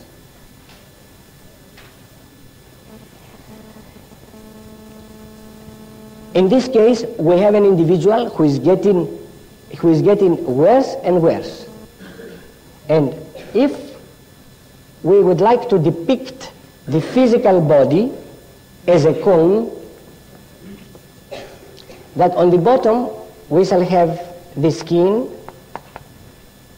and then in each level we shall have a deeper and deeper organ of his body, say from skin to mucous membranes to muscles to bone structure to kidneys, to lungs, to liver, to heart, to the spinal cord, to the brain. We have a progress which is going towards the deepest part of the physical body. And therefore, we have to assume that never mind what is the kind of treatment that is applied on this individual, the treatment is wrong.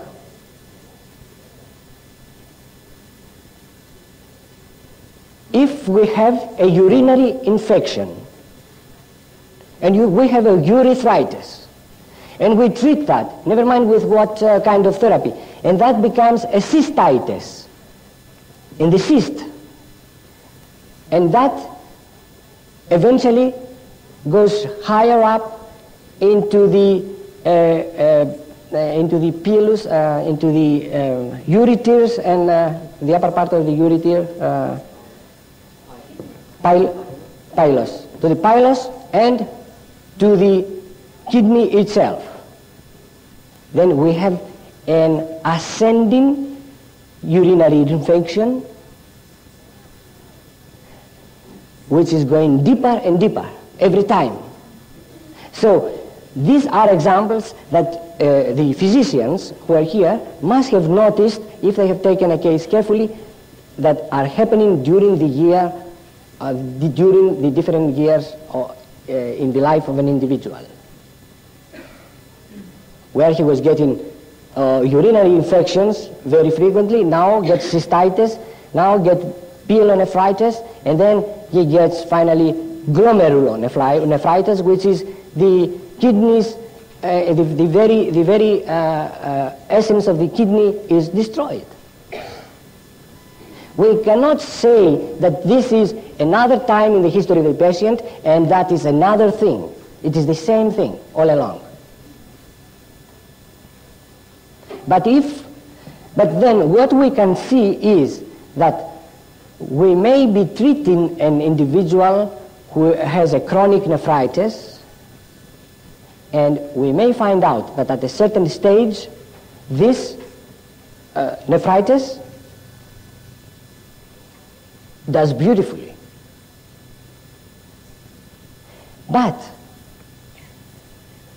as the albumin decreases and all the laboratory examinations are better and better, and the urine is more clear, is less offensive, etc., the patient comes and says, I don't feel well.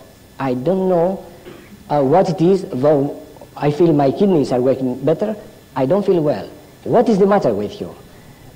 I developed depressions.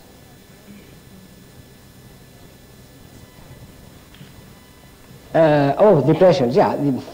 This is nothing, but such a person who has such a serious disease as chronic kidney trouble, if he develops mental or emotional disturbances, one pass easily. Do not expect that they will go out by themselves.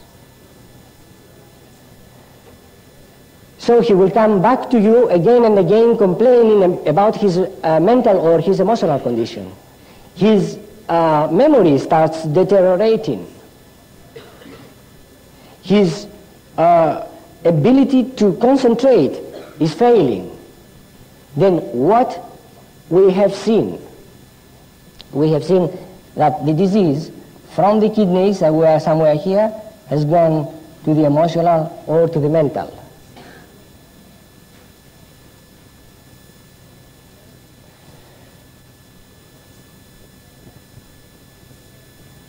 But to really understand the process of health and disease, one has to depict the whole human being as a three-dimensional. This is the emotional part of him.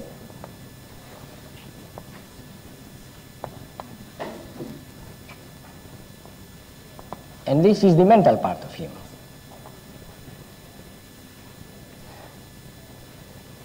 So, what we see that here we had a urinary infection on the physical body. Then it became a kidney affection. Now that he develops an emotional disturbance, whatever it might be, that disturbance would be on that envelope, but on a higher part. It will be somewhere there. If that person takes tranquilizers and things like that, then the disturbance may go deeper into the mental level. And so we have a picture of the individual of that type. When we take the history case, we see that in his history, actually, we see all this direction of the disease going into its center. Medicine until now has given very little importance to this direction of the disease. Why this happens? Since the natural resistance of the body and its natural tendency is to keep the disease as far away from the center as possible. This can happen for many reasons. One, and the greatest perhaps, is the suppression of the symptomatology of a person by the usual drugs.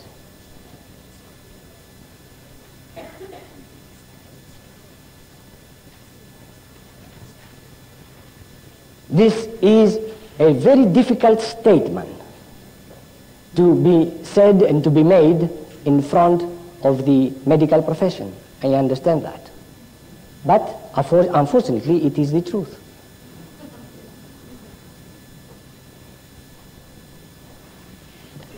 So we have to understand that if we are sick today on deeper levels of emotional or mental levels, it is thanks to the very good allopathic care that we had so far as civilized countries.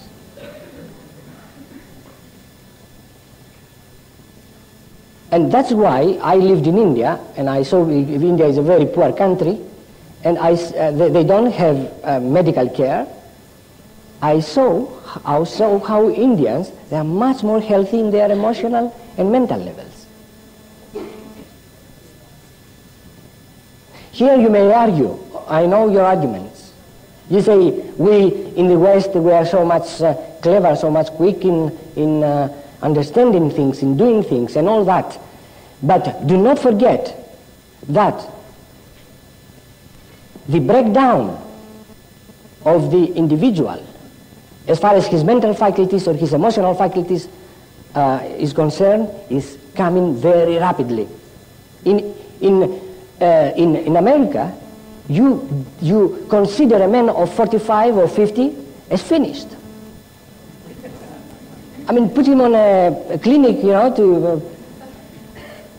but this is the age where a man can do his best if he had let grow naturally, because he has the experience that he can use apart from the knowledge.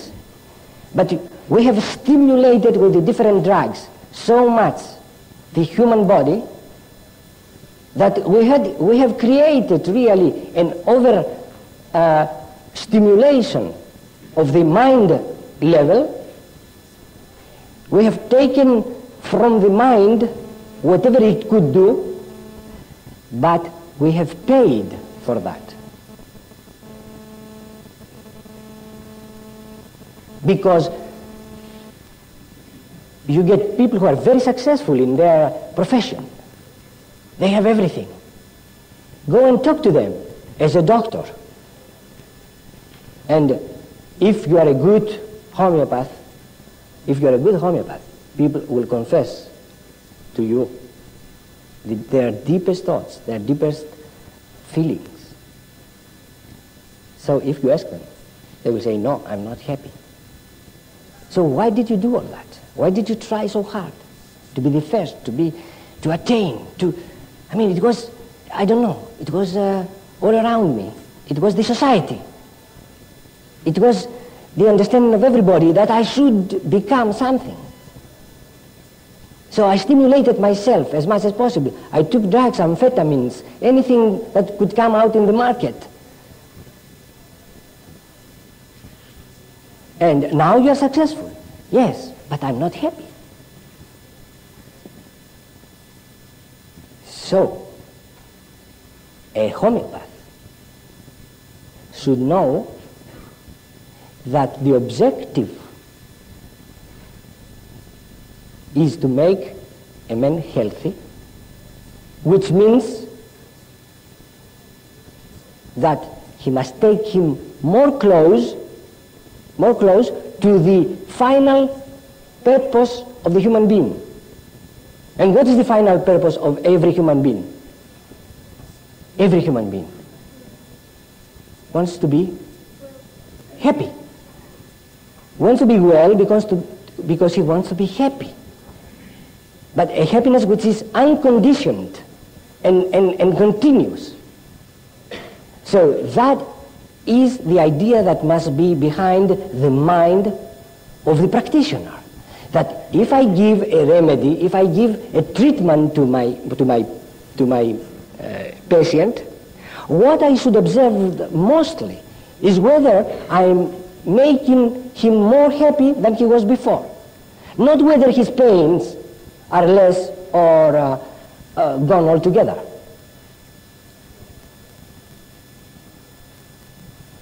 In this in mind, every doctor,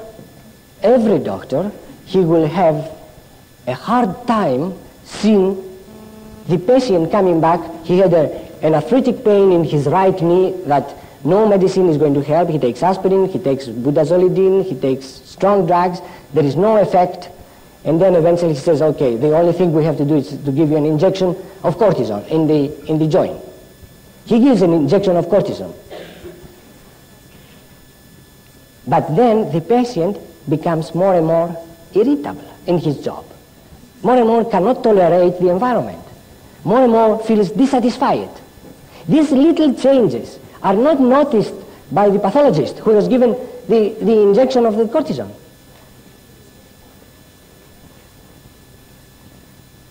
But what he has really done,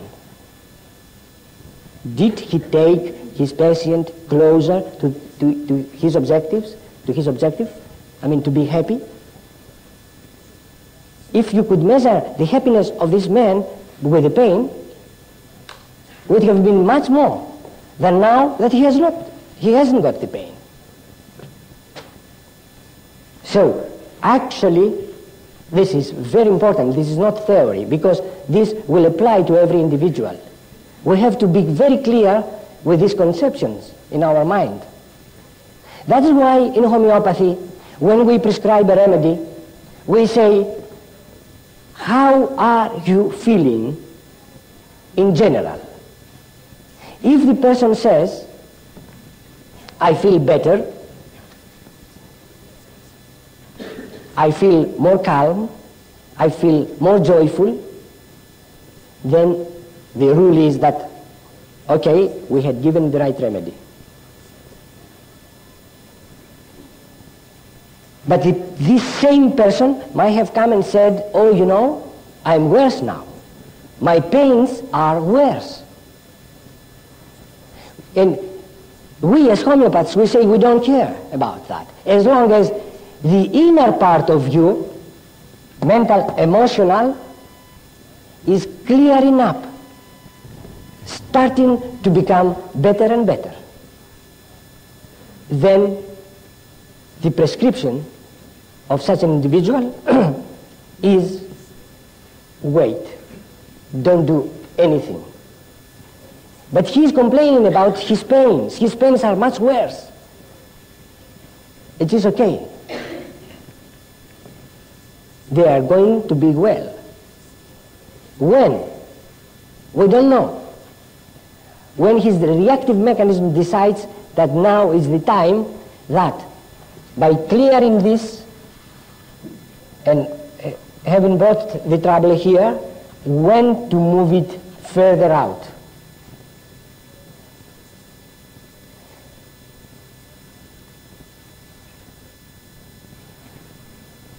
These are things that one has to be very, very careful.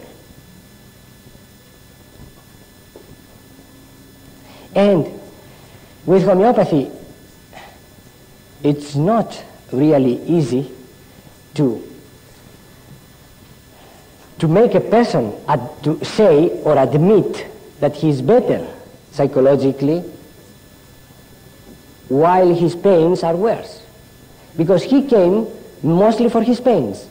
And now that are worse, he says, I'm worse. Then the homeopath has to be very careful to investigate the inner state of this patient. I remember a case of severe acne on a lady of about 35 years old. She was very reserved. And the only information she gave us, it was her acne. And you could see what I have. This is what I want to be treated. Yes, we don't have anything else? No, she didn't have anything else. We tried hard, and eventually we got certain characteristics like that her acne would get worse when it was very cold, and also when she was perspiring.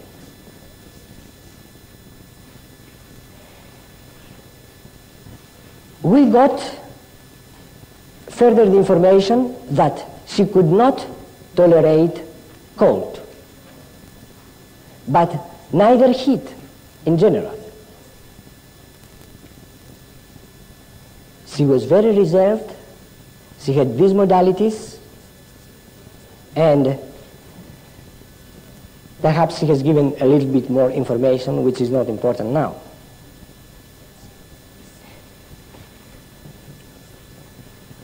Well, we prescribed mercury solubilis, a high potency, 1 m.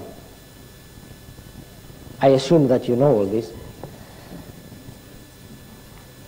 And after 6 days, she telephoned to say that she was in a panic because she was a lady. She had controlled all this time the acne with a cortisone ointment. The acne was not so bad when we saw it. And after taking the remedy, her face was disfigured.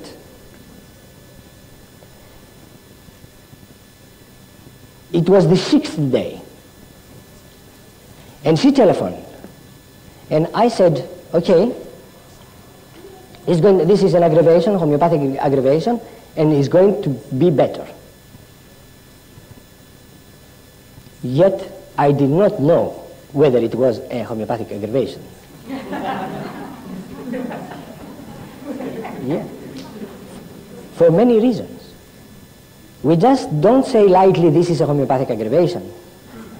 We may say it to the patient, but we know in ourselves what other things we have to know before we say, yes, this is a homeopathic aggravation, definitely.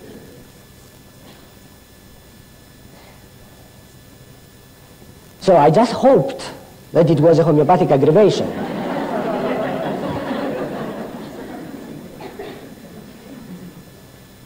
And let her continue with placebo, which we always use. On the end of the month, she came to her regular schedule. And she was very happy, of course, because the whole thing was subsiding quite nicely. It has subsided much better than the condition that she was under cortisone already. And then, what do you think? I asked her to describe to me the kind of reaction day by day that she went through.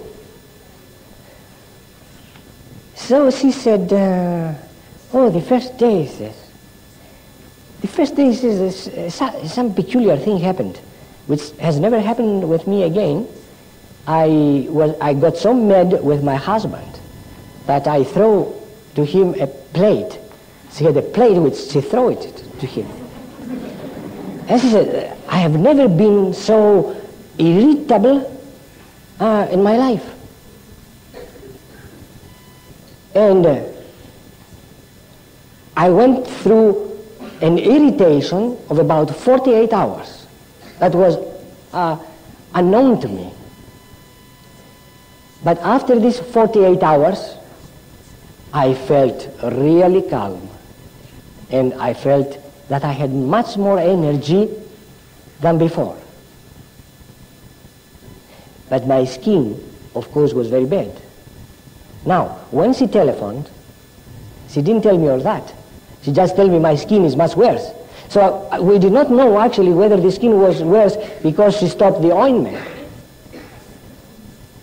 But once we heard of that aggravation on her mental symptoms, which she did not relate to us during the first visit at all.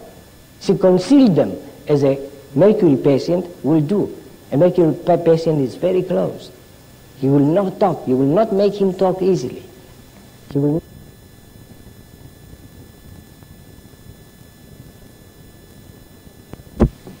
So she was a closed, so we noticed that she is a closed patient. So it must go to one of these categories. We have closed patients. We have thuya, as you know. But it's a patient that will not give you symptoms. And many times, she will give you symptoms wrongly to mislead you, to see whether you understand she gave a wrong symptom.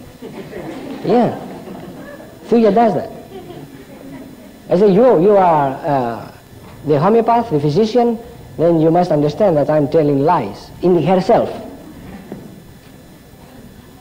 So, if she had told me that all these internal symptoms were clearing on the 6th day when she phoned, she said, what I'm going to do with my face, it's getting much worse. If she had told me the whole story, I would be absolutely sure and certain that she is going to be well.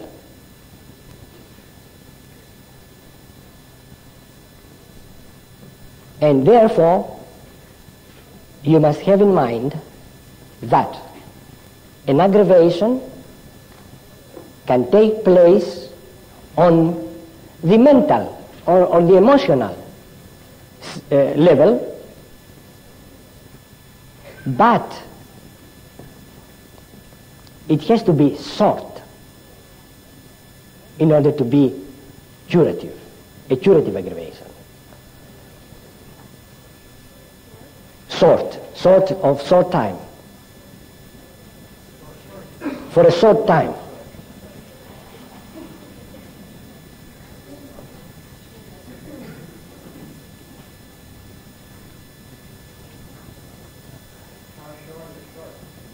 Yeah, good. That's a good question.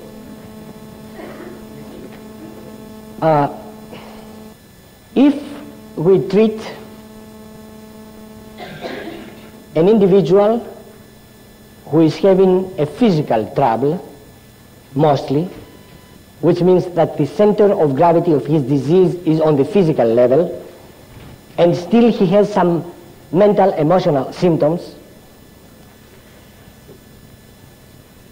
then the aggravation of mental, emotional usually is either not there at all. She will not notice an aggravation of the mental, emotional symptoms, but an aggravation of the physical symptoms without a noticeable aggravation on the mental, emotional plane, or she will notice a very short aggravation, which means from a few hours, 3, 4 to 24 hours. But when we treat a case whose center of gravity is on the emotional level, or the mental level, we could expect longer aggravations on this level. And it is very difficult by this time of the aggravation to make the person confess, say that I am feeling better in some way or another.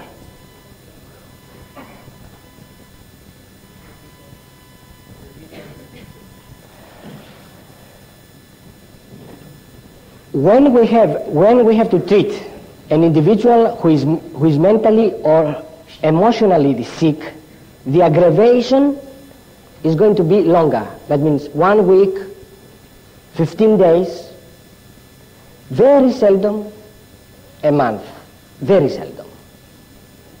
But during this time of the aggravation,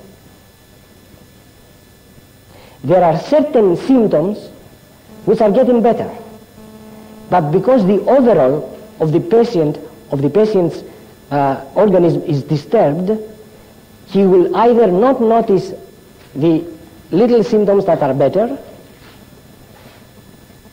or he will not admit, he will not say it, even if he notices it. Because in comparison to what is going on, the turmoil, the emotional upsets that is going on, in the face of that, she cannot evaluate the few things on which she is better.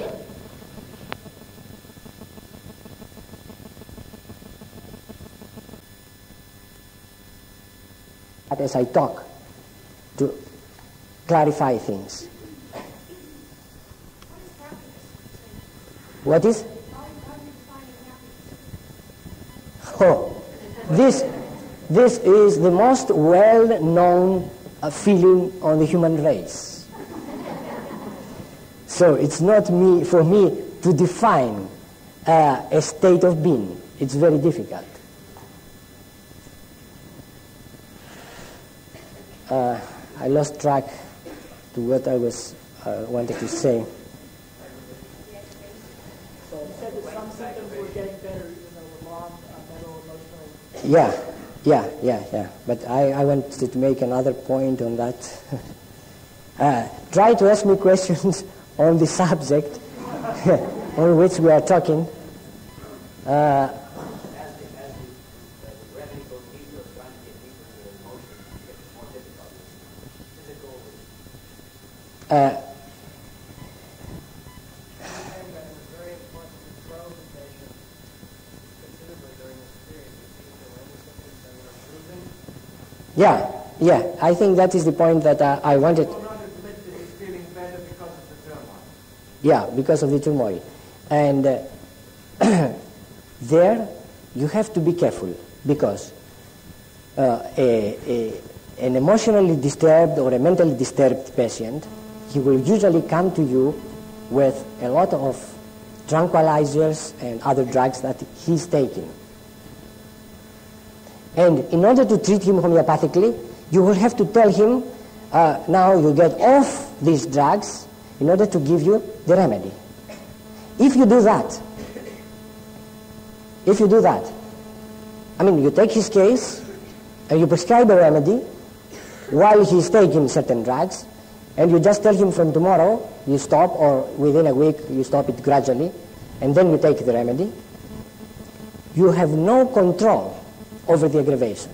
You do not know what's going on. Because if you do that, you do not know whether the aggravation is just the natural expression of his disease, and it is not the aggravation at all. And this is a mistake which is done very frequently.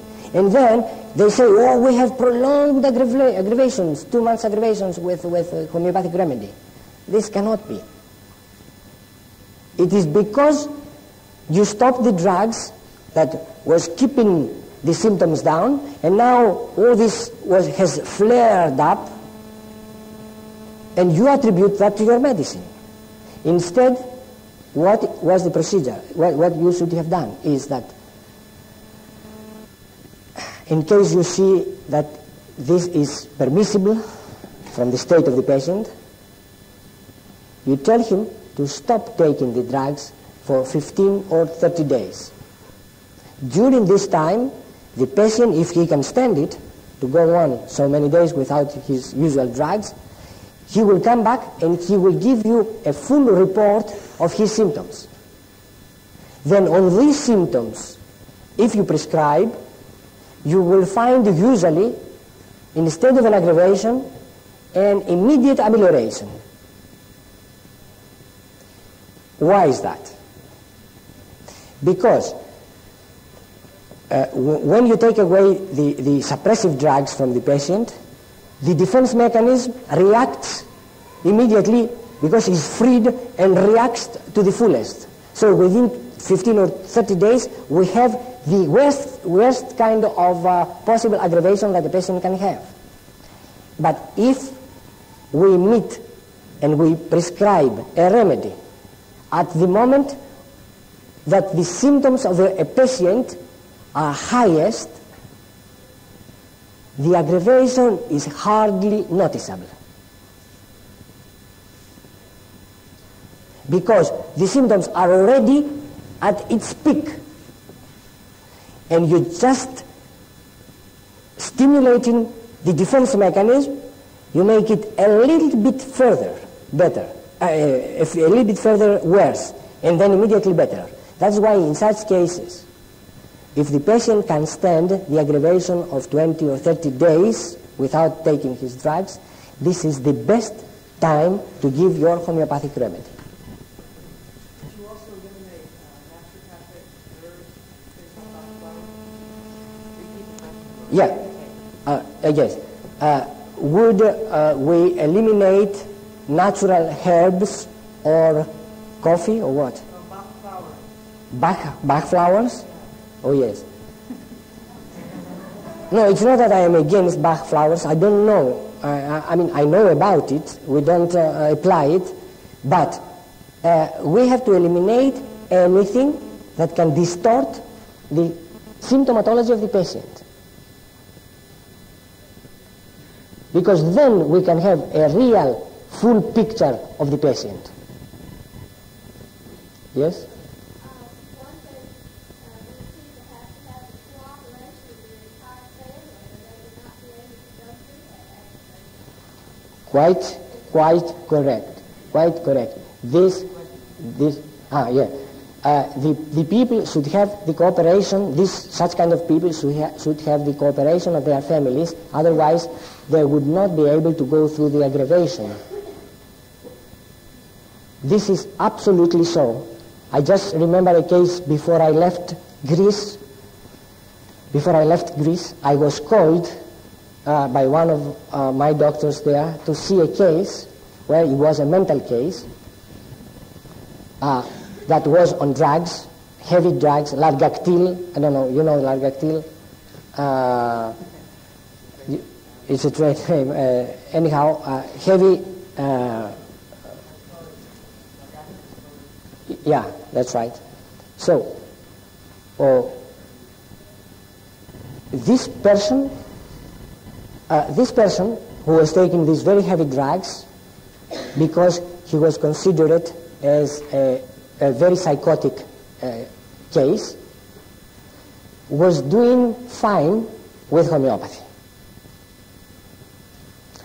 And he was doing fine for a year. Then there was a relapse.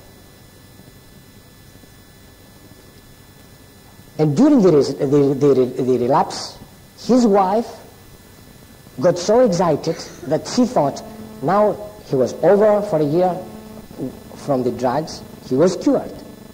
And now when she saw the result, the relapse, she was immediately disappointed. And he had a friend of his, an ophthalmologist, who saw him during the days of the relapse, and he said, man, you must take your old drugs again.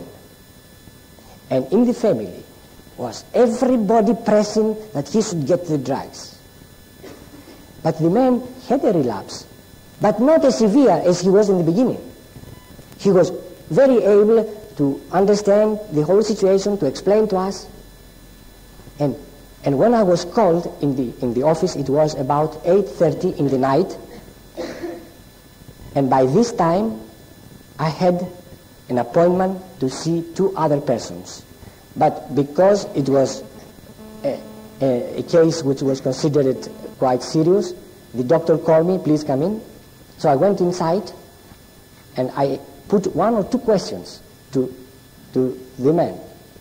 And out of these 2 questions, he talked from 8:30 to 20 past 10. Okay, it is about 2 hours. 2 hours, jumping from one subject to the other, talking quickly, explaining to me his own thoughts, analyzing himself, analyzing the whole situation. There was a hyperactivity of his mental faculties. So, he said to me, now, I shall do whatever you say. If you tell me I shall take my old drugs, allopathic drugs, I will take them.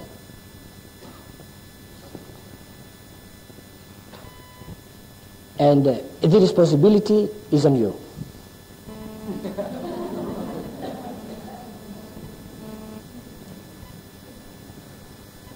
Behind him was his wife, his friends. Everybody would say, you must take back your medicines. The doctor, who was by chance was the vice president of the Medical Association of Athens, this ophthalmologist, he would say, what are you doing here, you know? He is a mental case and you are keeping him on homeopathy. What is that? So this person was not really sick to the extent that he needed hospitalization. But when I heard the whole story and the whole situation, I came to this dilemma. which we have many, many times. So I said to him, I got up, I said to him, I think you must take your drugs, the old drugs. I mean, the allopathic drugs. He was shocked. So I walked out, and he stayed a little bit more, until 11 o'clock, I think, with the doctor. Talked it over. And then the doctor came to me, and he was crying. I mean, the doctor that would see the patient, he was crying. I couldn't stop him. He said, yeah. He said to me, why can't we cure him? I mean, can't we give him a drug? Can't we give him a homeopathic remedy? Because this man, I'm sure, is going to come back again as he was before. He had before the Ratrum album he had received. His remedy now was lachesis. Okay, so I said to him, okay, the remedy is lachesis. We suppose it is lachesis. We never know that the remedy is correct until we see it acting, we see it completing the work. And now we were in this dilemma. And the young doctor, he's a young man, I mean, he's so enthusiastic. He says, this man is going to go into an insane asylum because his wife wants it, or his friend, his ophthalmologist friend wants it. It's not because he deserves to go into the insane asylum. And then, I don't know, I mean, I had to console him, to tell him that we have to protect ourselves. The man was the vice president of the MA Association, the Medical Association of Greece, and he could have done a lot of noise about it. But the story came that his wife telephoned to the doctor, and the doctor explained to her the situation, explained to her that, you see, he may have a relapse, but the relapse is not as bad as before. So, we may try, at least for a while, the homeopathic remedy. And if it doesn't work, then you let him take the allopathic drug. So she agreed to let him take the lachesis, and he's well now. I mean, we don't know how far it will take him, whether he will have another relapse after a year or two. But we are preventing actually this man from going into an insane asylum, that's for sure. He was going to stop his work, he could not work anymore. He was going to give up his work. So this is a dilemma which has to be solved with the individual situations. We cannot have a recipe. I myself said, okay, you take allopathic drugs, if it is like that, if the responsibility is with us. We cannot take that responsibility. We cannot expose homeopathy at this stage of evolution. Nobody of you should do it at this moment, because it's not the accepted medicine yet. I mean, I know you have objections to that, but the world must suffer because of misconceptions like that. And through suffering, they may come around.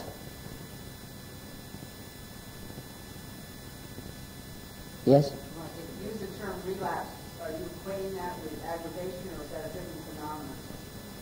The relapse, I use it in the allopathic term. When we have a relapse of the symptoms, is a reappearance of the disease condition. Or are you saying that aggravation? No, it's not an aggravation. It is because in the process of curing this patient from the Ratrum album, he was reaching into a state of lachesis. So we have to prescribe lachesis at this moment. This appears to be exactly the same situation as it was in the beginning. It's not. In details, it's different.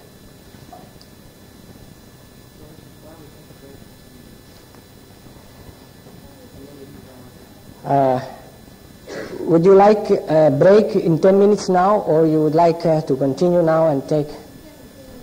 Continue? Okay.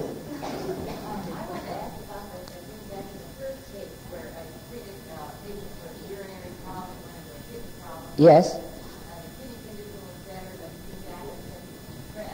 Yes. Yes.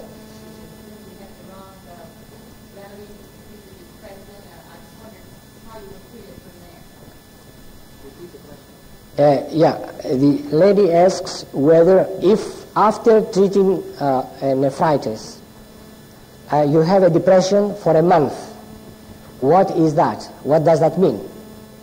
Is that the question? Okay. If the depression is only for a month, it might be accidental. I mean, it might be due to a cause, to a real cause, lost money, lost a child, there was a clash between lovers and things like that that will make one depressed.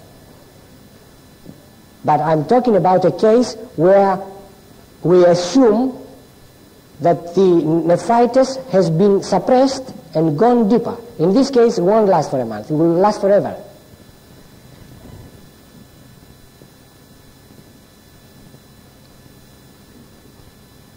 Yes? To give the correct remedy, why is it that over time many remedies may have to be given to a patient? Yeah. If you give a remedy which is correct, why is it that we have to repeat many times that same remedy? Or a different remedy. That's correct. I hope that I shall be able, in the process of explaining you the whole of homeopathy, to explain to you why sometimes we have relapses and we have to repeat the same remedy, and why other times we have to follow the first remedy with the second or with the third or with the fourth. I shall not do it now. I would like to proceed a little bit further in the exposition of the theory, and then I will explain that question. Yes? In the case that you just described with that test, and the person, it was an external source for the depression like the food, would you then wait to see how much it would affect the person? Wait a certain amount of time, or would you try to... If I wait for the depression... Yes. Oh, I see. Yes. Yes. That's a good question. She says if we have we treat a patient and during the treatment has a grief, and due to that grief develops some depression, shall we give a remedy for that? The right thing to do is not to give a remedy, but wait a reasonable time for a grief to pass over. Which is a grief to pass over, it depends of course on the grief, but it may take for 15 days to 2 months. If we see, we know that we have a reason for this person to be in grief, to be depressed.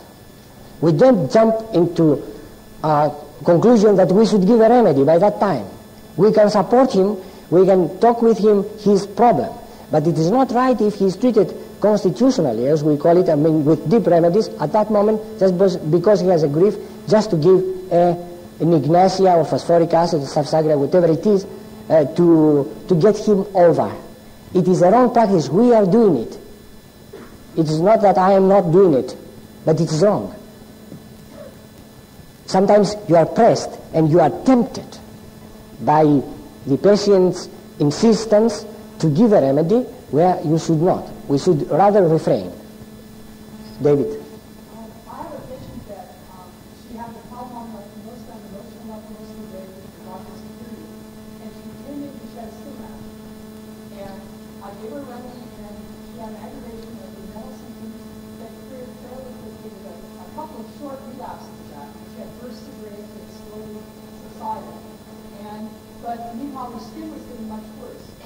And she took a sulfur bath about 2 weeks after the remedy. Now it's been going on for a month, which seems like an awful long time. Why is it lasting so long? Is it because the sulfur bath, also her eruption changed character after the sulfur bath? It became much drier Well, that's a long question for me to repeat because I could hardly hear half of the words. But I understand that we had a case with emotional troubles and a skin eruption, and you gave a remedy. There was an aggravation of the emotional and mental, and the skin eruption got worse. Yeah. During that time, she got a sulfur bath. Right. Sulfur bath. Right. Okay, and then what happened with the eruption? The eruption is continuing to be bad. It hasn't cleared any at all. It's changed character slightly. It's gotten more dry than it was before the sulfur bath. And although it's spreading and receding around her body, it's not, it will go into her legs and then come up her body and go back into her legs again. Yeah. It seems to have no direction. Yeah. Did you hear? Okay. In this case, that we see an eruption going up and down, we have to wait because the organism is fighting all the time until and unless this fighting is finalized. What is the result of the fighting? We should not enter into a picture. Yes, I shall explain to you when I talk a little bit about the miasms. You see, when we have these three levels, and we have here the vital force and the three levels connected with that, we say that this person is under the stress of certain miasmatic layers, miasms. What do we mean by that is that in this vital force, his vitality, his force, is not allowed to function naturally. Why? Because this function is blocked by the different layers of miasms. These miasms, we have to understand that they lie here, distorting and distracting the natural flow of the vital force. So the miasms, we understand that they are here. Now, I shall depict them in a way to get an idea. Say, this is a channel through which the vital flow passes. A miasm, I don't know if anybody can see it from here. Too small. Okay. Where's that? That's all right. Now, this is a channel that a healthy human being is having, and the flow of energy is passing through unobstructed. Then in this human being, we have imprinted a pattern. These are obstructions.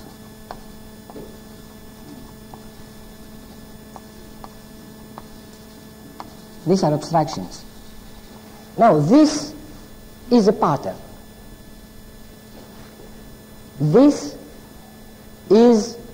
are obstructions, so the area of which the flow is passing through is limited by a pattern. What does it mean, a pattern? A pattern depicts for us a particular remedy. Say that pattern is the pattern of Natrum Muriaticum. Okay?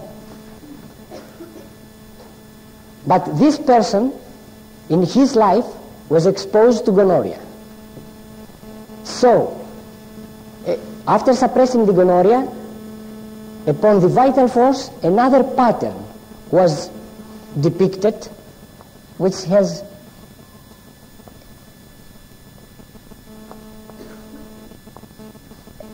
more or less this kind.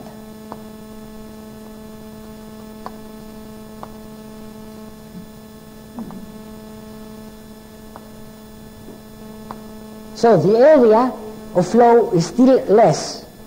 So that means it doesn't feel well. And there might be a third miasm depicted, which will obstruct further the individual. When we have a case which shows different patterns and we can assume that he's having different miasmatic layers.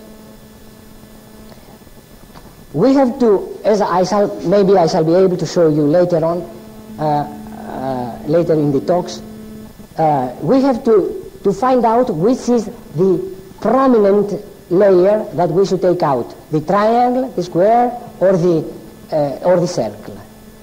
So, when we give a remedy, the triangle, perhaps we decide that the triangle, the triangle depicts medorinum, and the square depicts sulfur. Huh? So we decide that the first remedy we should give is medorinum. As we give medorinum, what we are taking away the obstructions, the triangles. But as these miasms are intermingled, in the process of the layer going away, we have an analogous, a synchronous changing in symptomatology. So what we see, if we see a pattern like that, then the pattern starts to change and will remain steadily having another pattern at a certain moment. As it changes, during the time of changes, we see changes of symptoms. We should not be hasty to prescribe during that time, because we have not, the organism has not settled. The battle is not finished. It's finished when it is there, and we have that pattern. Because during the time of changing of different patterns, we have the picture of different remedies. So if we are in a hurry to prescribe, we are prescribing during the process of healing, and we are interfering with what the organism should do. So we have to really be sure that these symptoms are there before we enter with a remedy. Now the same, of course, will happen with the next remedy, and the same will happen with the third remedy. This, what I depict here, it requires an understanding which is, of course, beyond the understanding of people who they just know a little bit of homeopathy. But I was supposed to speak to practitioners of homeopathy. That's why I talk in this way. I don't know if that's okay with you. What happens if you give a remedy too soon? Yeah, the question is, what happens if you give a remedy too soon? That's a good question. We have different possibilities here. If by chance, if we are lucky,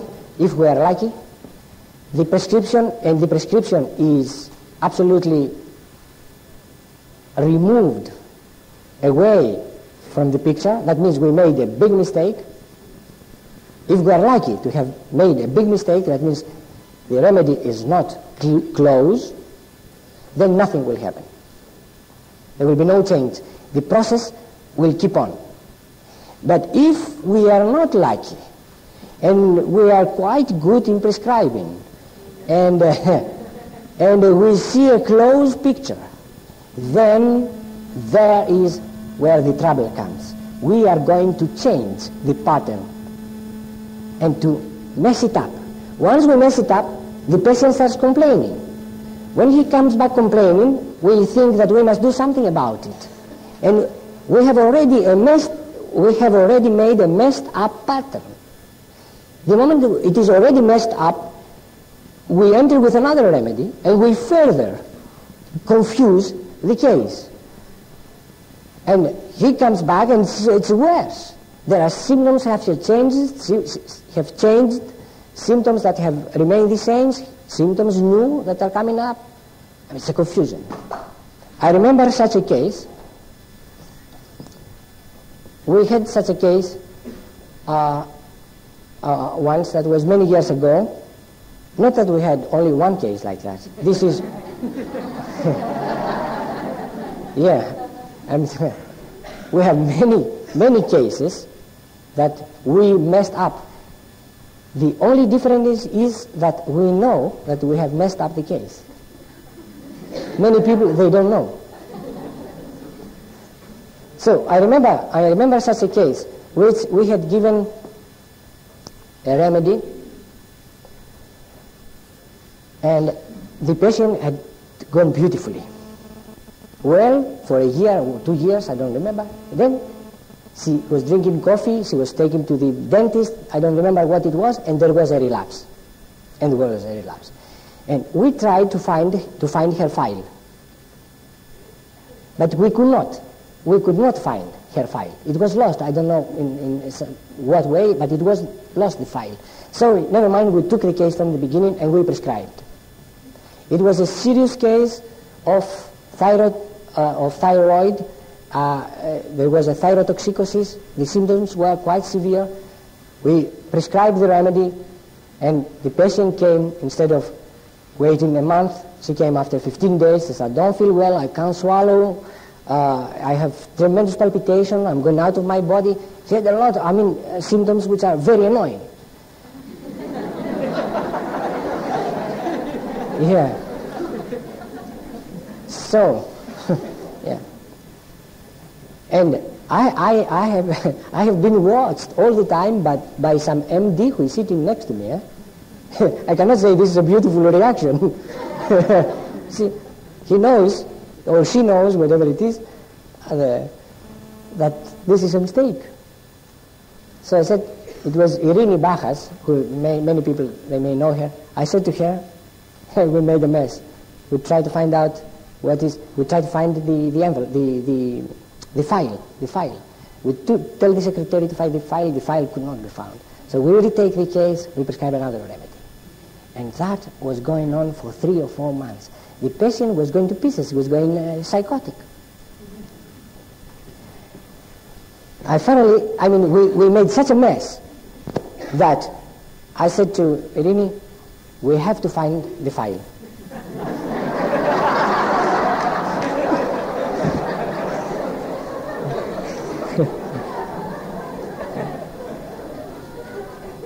So, sure enough, we found the file.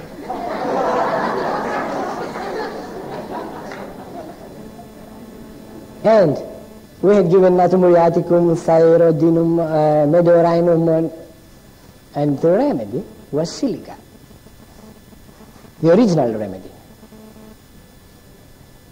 We prescribed again silica on a higher potency. We have given 1M, we prescribed 10M silica. And it did the miracle. It really brought about order again into the case. That is an experience which show us, and from these mistakes we can learn a lot if we go in the right direction, in the right way, if we treat the right way. Because it taught us that even if the case seems superficially confused by the homeopathic remedy, it is not confused in a deeper level where the trouble lies, and the indicated remedy, if we can find it, it will still do the trick. That is, of course, a sign where one can sigh with relief. You know, after all, if we mess up the case, if we find the right remedy, we can bring it back in order. But it is very difficult, if we give one remedy after the other, to bring about order again to the case. I just relate to a case when I was in Switzerland. I was treating different people there, and because of my situation, that people would come from different places of Europe to be treated by me. And people would come from France, where a lot of bad homeopaths exist. I don't know of any other country that has so many bad homeopaths. So I would see these cases, and I was not able to help any one of them. They brought together their prescriptions, years of prescriptions of taking of taking hundreds of drugs. The drugs were prescribed in 10, 20 drugs every time, 3 times a day, etc. for years. What can you do in a case like that? I mean, how can you find the original remedy?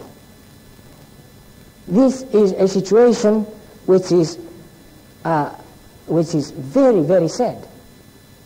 Very sad. Because a homeopath, I mean, I was always on the principle that if I cannot cure a case, I would rather send it to an allopath and say, I cannot do anything, you go to an allopath.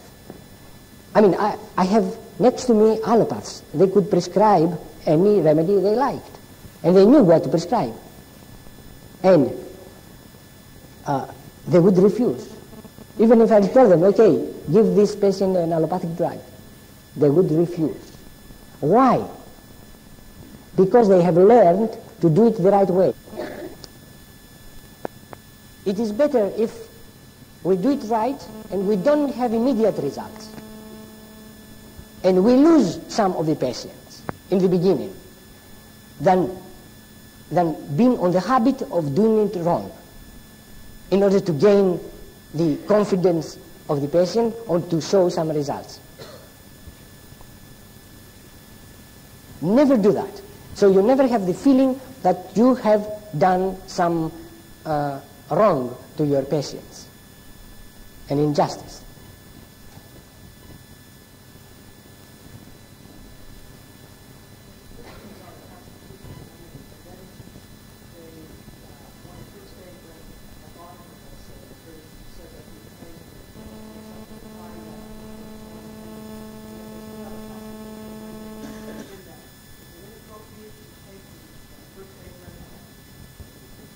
Yeah, if you give a remedy just for a minor element, say arnica for a jet lag, I don't know about such a thing that arnica can have, but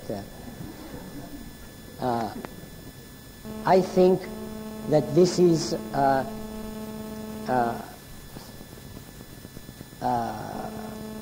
I would say wrong, because you are giving a remedy where, under what indications? Do you have the bruises of arnica? Do you have the feeling arnica doesn't want to be touched? As a great sensitivity in even approaching, seeing people approaching. I mean, we'll have some symptoms. If the symptoms are there, go ahead and prescribe it. But prescribe arnica for jet lag. I mean, this is an insanity in homeopathy. And we are doing it. It is not a mistake that it's uncommon. And I admit to have given Ignacia in a case where somebody's father has died and is in tears and it is distressed. I have been tempted many times to give Ignacia, like you, everybody of you that you are practicing homeopathy has done. And many times has helped Ignacia, because sure enough the symptoms of Ignacia were developed during the grief. But the symptoms could be phosphoric acid as well, could have been Staphylococcus aureus, could have been aurum, could have been Calcarea phosphorica, anything. Why to give Ignacia? I mean, if you go into such habits, you will be losing the scientific part of homeopathy. And homeopathy is a great science, based in absolutely verifiable laws. Yeah, there are many times, okay,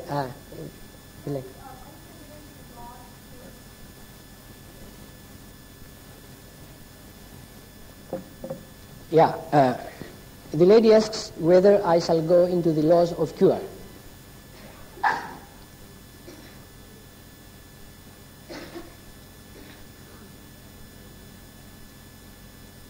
You know, I assume that you know the laws of cure. But we could repeat them, we can mention them, and then discuss a little bit about it. Yes? Are you saying then that always inadvisable to give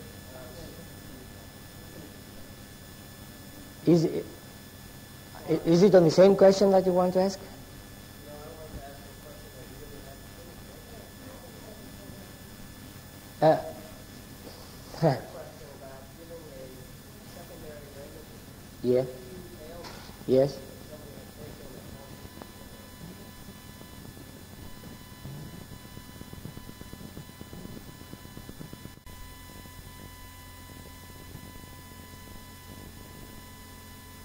secondary remedy really matched what the symptomatology Yes. okay, or that Yes, that was okay. That's right. Now the gentleman asks whether in an acute development of symptoms, if you have an acute development of symptoms and you see a remedy for that, if you give that remedy, if that is okay. Yes, it is okay. You have to give it.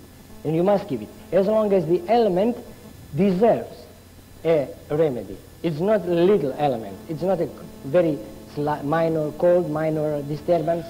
Don't give homeopathic remedies for minor things. Reserve this power for deeper healing processes.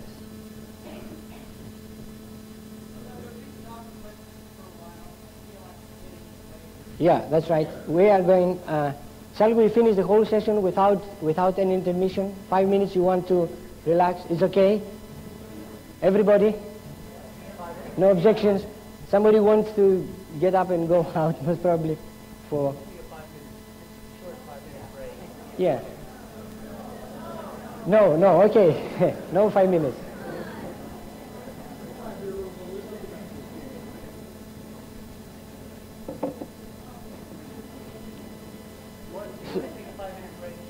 No, it's okay with me. It's all right. As long as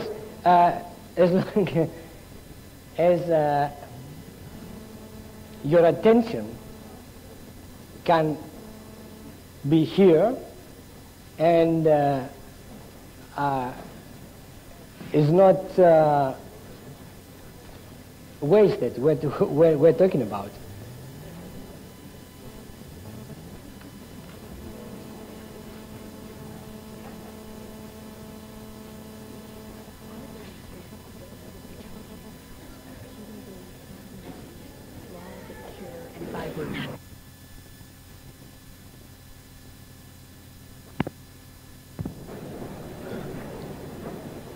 Okay, I'm hearing some, I'm having some feedback from the audience, and it appears that the audience is separated in two groups, and there are certain physicians who they don't have much idea about homeopathy, and we should go a little bit more into the basic laws of homeopathy as it was scheduled in the program.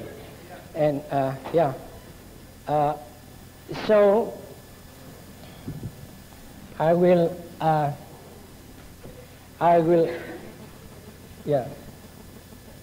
start with the law of similars, as we call it in homeopathy. This is the main law on which the whole structure of homeopathy is based, and it says that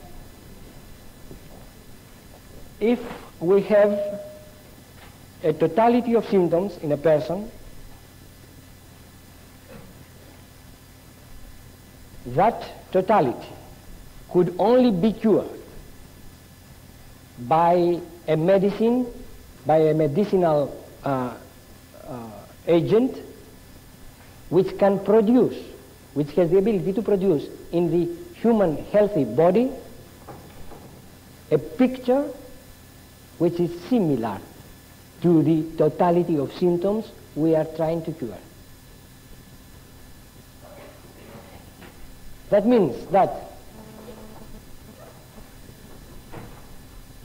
in homeopathy there were provings of remedies. That means remedies had been given to groups of people, and these remedies have produced, each one of them have produced a different totality of symptoms.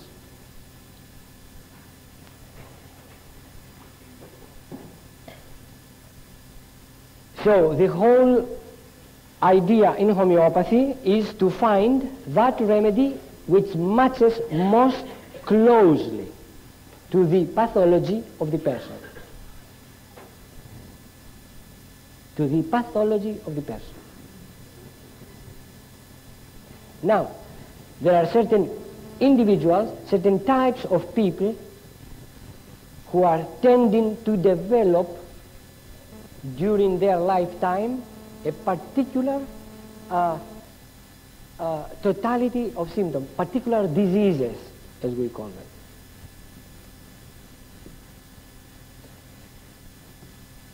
We treat these individuals because of their pathology, not because of their character that has been responsible for developing a particular disease. I will just explain to you what I mean. We have a type of person who is very closed up to himself. He's very conservative in a way. He does not expresses emotions or thoughts easily. That retention, that drawback on his expressions will tend to create in him particular disturbances. For instance, one of them, it can cause stones in the kidneys. You see the idea of the retention, of not letting out whatever it is, the waste.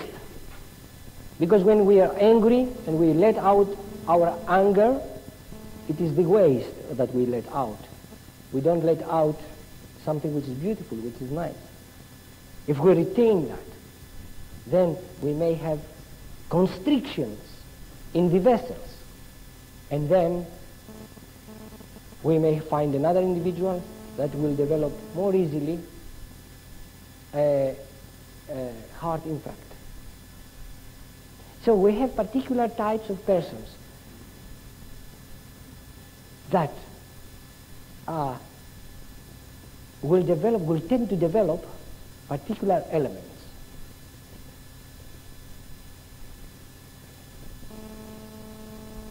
With homeopathy and with the medicines that are available, we'll treat their pathology.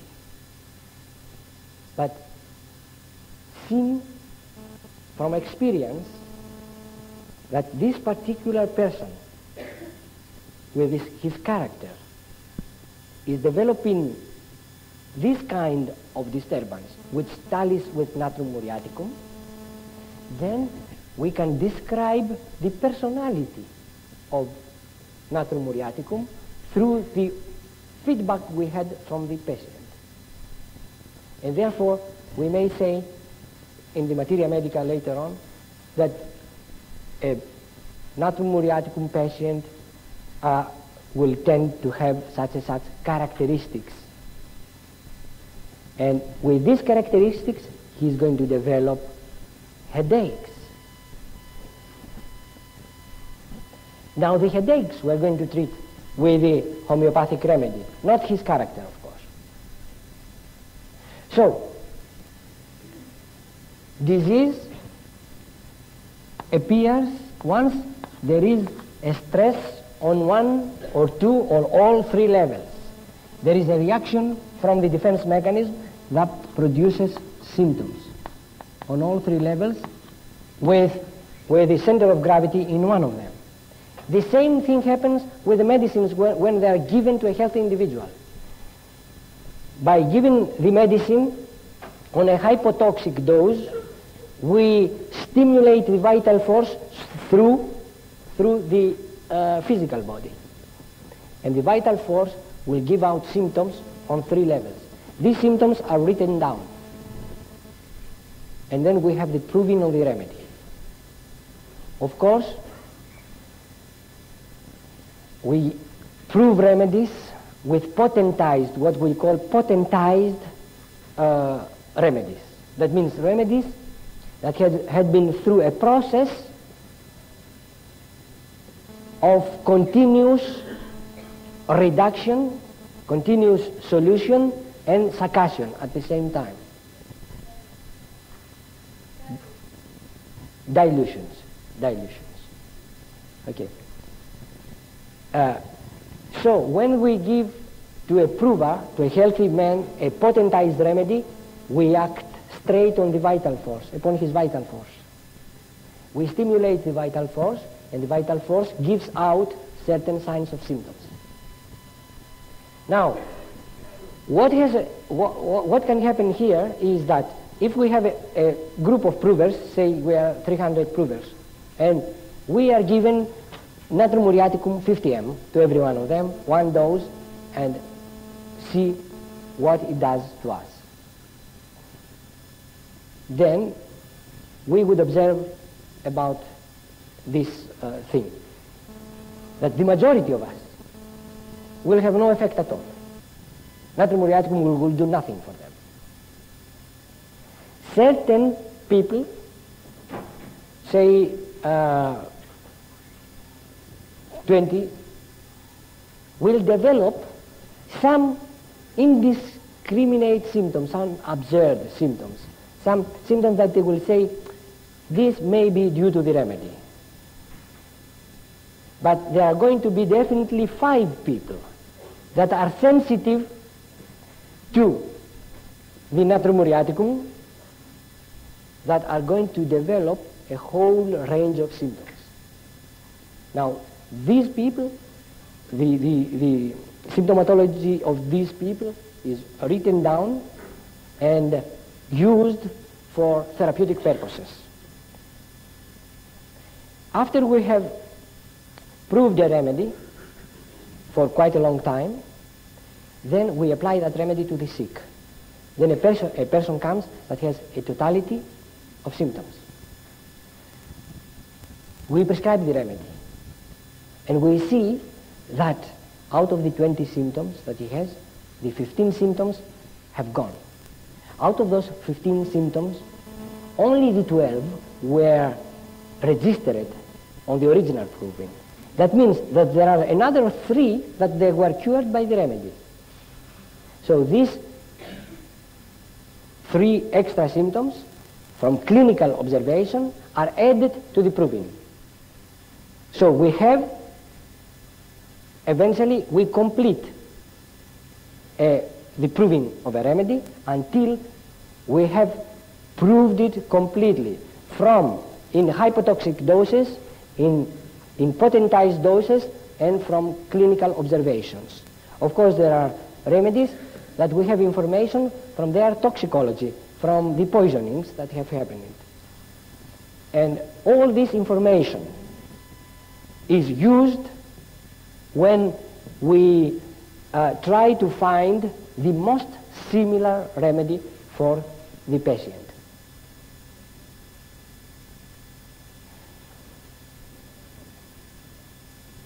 Of course, there is a question of potency, of which I don't think that we should go now, but we shall talk later on.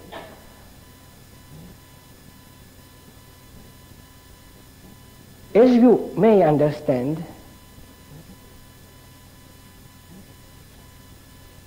when we prescribe a homeopathic remedy, we give that substance to the person to which is most sensitive.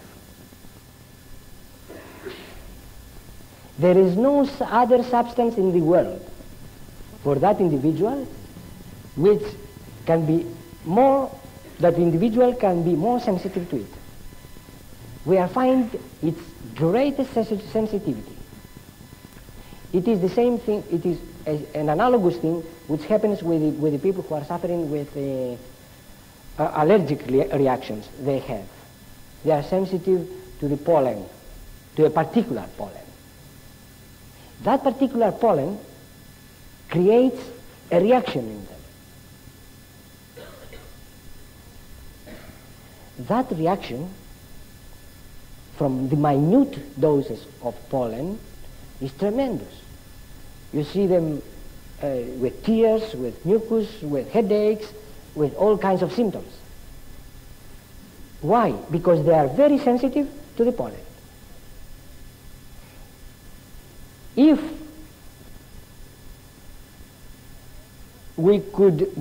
nature could give the pollen in a potentized form, it could help cure these cases.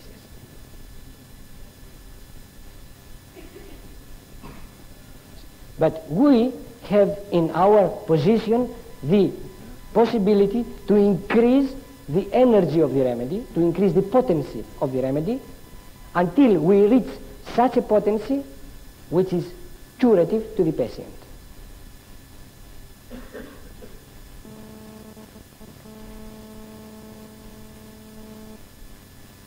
So we have to understand that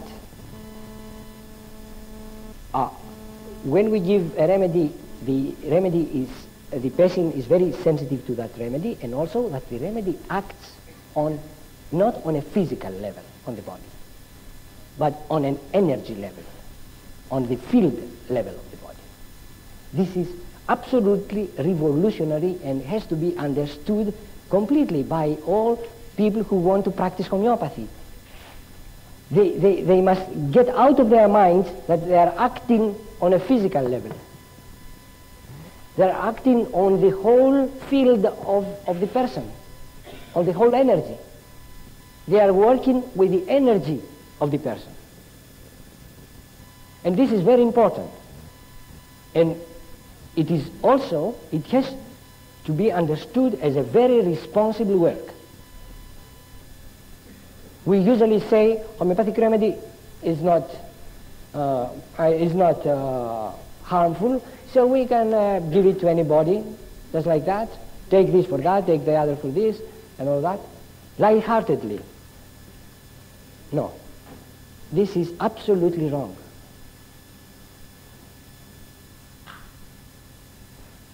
You have to understand that you are the pioneers in the medicine of the future. And unless you are having such responsibility in yourself for homeopathy, and unless you see the science behind homeopathy, and you deal it with that as a very scientific system, we are not going to progress further with homeopathy and to make it possible for the world. You are dealing with energies, and you are regulating the energy in the body.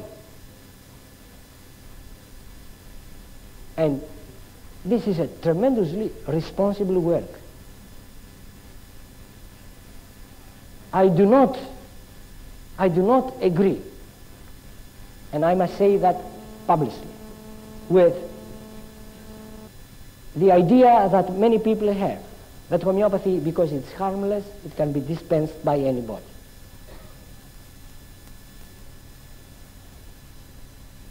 I have known from my own experience, and I'm dealing only with MDs. That means people who have educated, MDs is nothing more than anybody else, but have educated, have graduated from a university, so they have learned at least to think.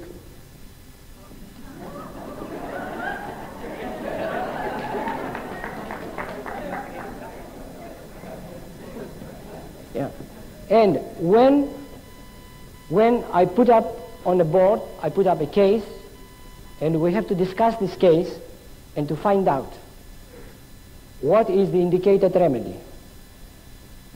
I find that they find it very difficult to apply all the logic that homeopathy needs in order to come down to the right conclusion.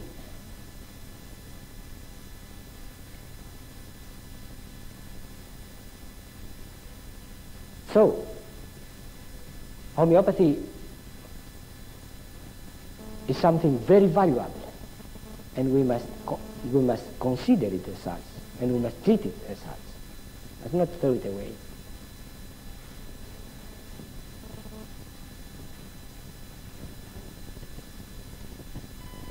when we say that a person has a totality of symptoms, if we had the possibility to make a graph of his symptoms,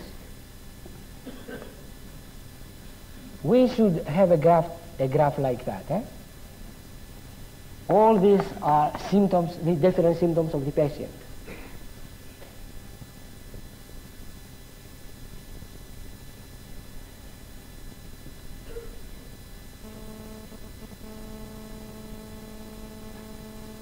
So, when we prescribe a remedy,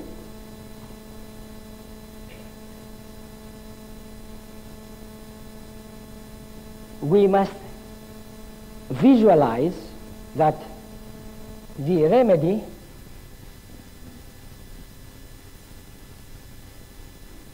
will have a close pattern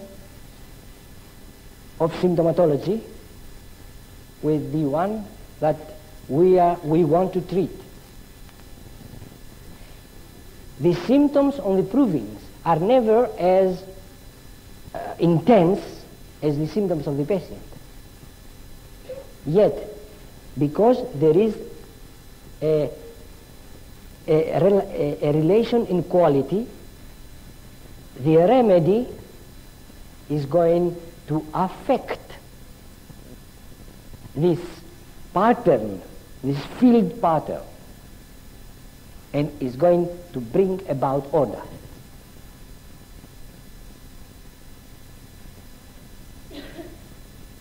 Perhaps in the future we may have the technology advanced so much that each individual will go into a into a box absolutely unaffected by other fields, the field of the earth, the field of other people, and this field could be measured, and we could have the graph of the field of the person. And in the same way, we could have the graph, the different graphs that each individual remedy has. And then it would be easy for us to prescribe, because we should match, we should just match the two graphs. This time is going to be far removed from today. The reason is that we don't yet, I'm sorry to say that, we don't deserve to be cured as a humanity, as a whole. So do not expect at this stage of evolution that you will find an easy way of getting away with that. A pendulum or a trick. At this stage of evolution, we have to put our whole energy, our whole possibilities, our scientific mind into learning properly homeopathy and apply it, and then you will see the results. They are fantastic. But don't go for less than the complete and the absolutely correct.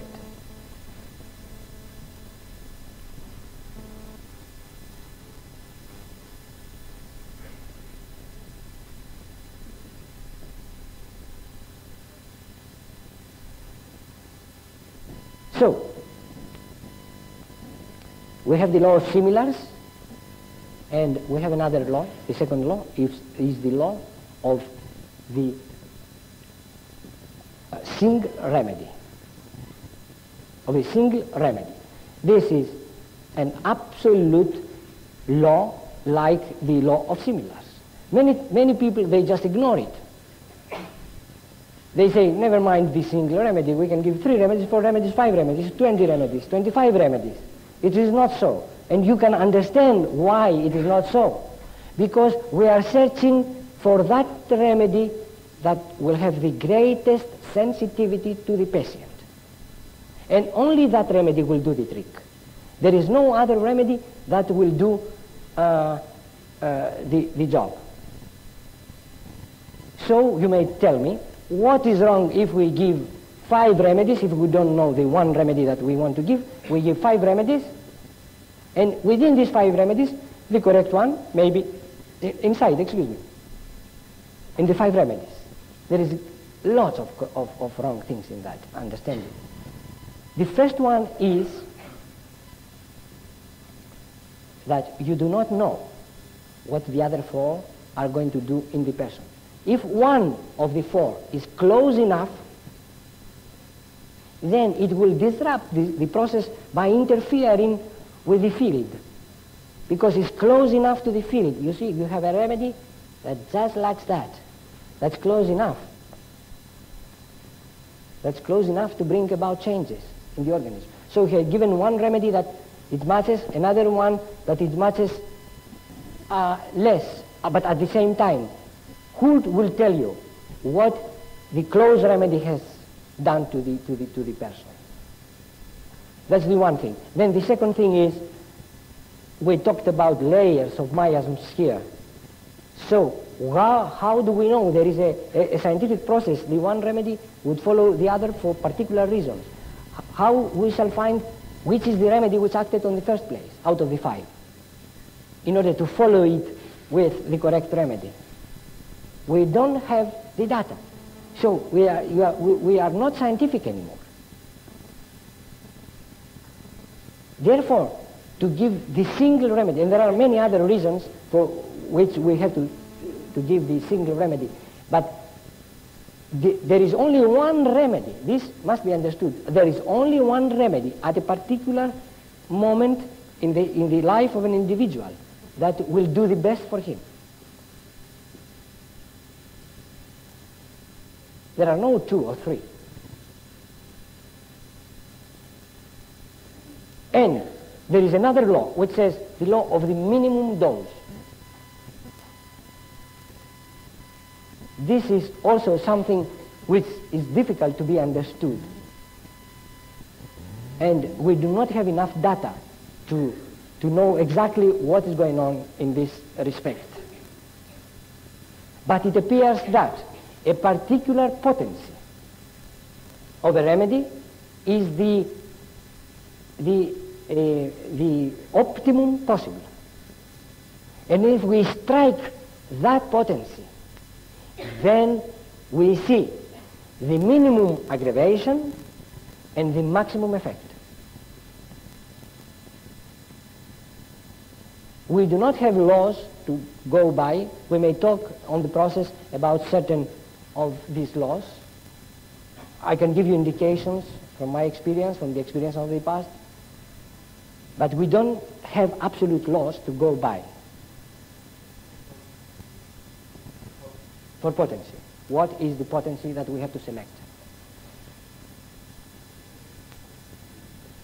So once we have given a remedy, we have prescribed the right remedy, we have laws that we can observe, and according to which we can say whether the individual is doing well or not. And these laws are called the laws of Hering. Hering was one of the best homeopaths on the time of Hahnemann, just a little bit after Hahnemann, and he was a penetrating man, and he left us certain laws according to which we know whether the individual is getting better or worse. These laws, the first rule of this law is that the symptoms should go from the center to the periphery.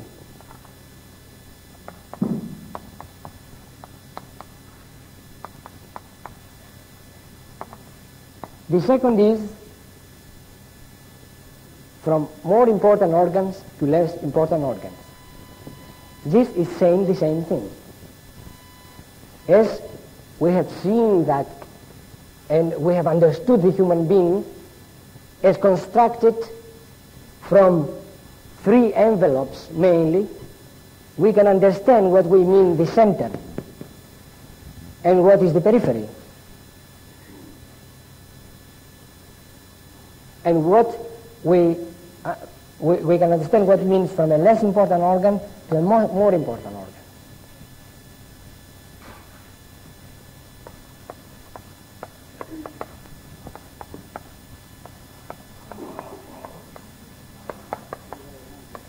Huh? Yeah. Doesn't matter.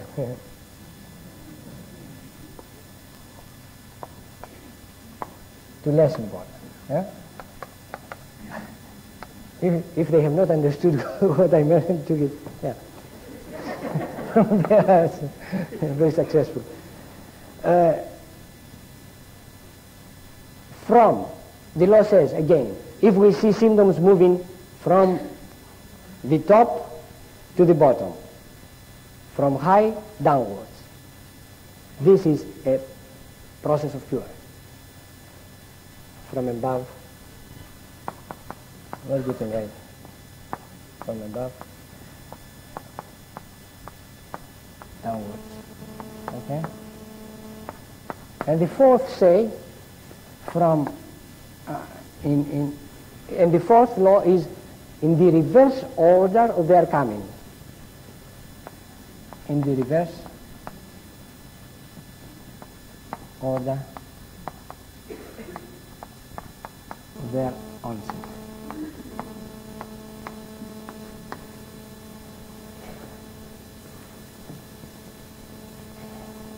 So we understand what we mean from center to periphery. Do you understand what it means from center to periphery? Okay, I do not yet.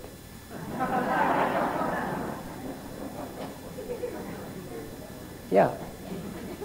This is a subject that has occupied my mind for a very long time, because we have to know so well the structure of the body.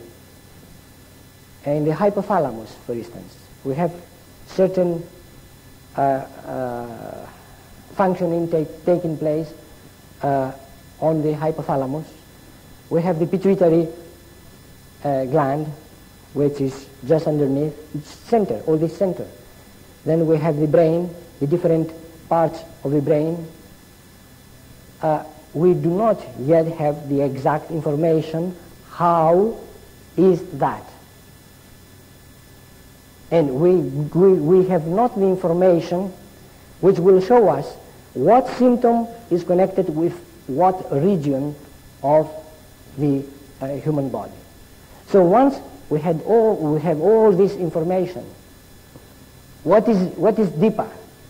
What part of the hypothalamus is more important than another one? Whether the posterior or the anterior part of the pituitary gland is more important than the other? These are still questions that have to be answered by the homeopaths. And we have to match all this information with symptoms. I mean, when we see a symptom, what does that mean? How do we know, for instance, that a cessation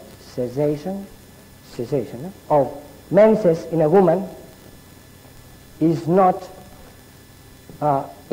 due to a dysfunction on the pituitary, and it is a minor disturbance which can be attributed to the ovaries or to the uterus or to the lining of the uterus. What is that will make us think that this is a deep disturbance? Because we see the symptom, the final symptom, cessation of menses. How deep it is, this symptom? We don't have yet all the information, but of course we have a more or less an idea. Also, we say that if we have a mental, I'm talking about the center to periphery, if we have a mental symptom that goes that goes from the mental to the physical body. I'm late, I'm sorry. If we have a symptom that goes from the mental, say the symptom is on this level, on the mental. And let's call this mental symptom disability to calculate numbers. Okay? We give a remedy, and that is improving. And man develops a neurological disorder, which is, let us say, we see the appearance of multiple sclerosis. How do we know? We have a jump from the mental to the physical. But what is that which will tell us which is more serious of the two? I mean, of course, in this case, you can see immediately that is the multiple sclerosis which is more serious. Yet the symptoms have moved from center to periphery.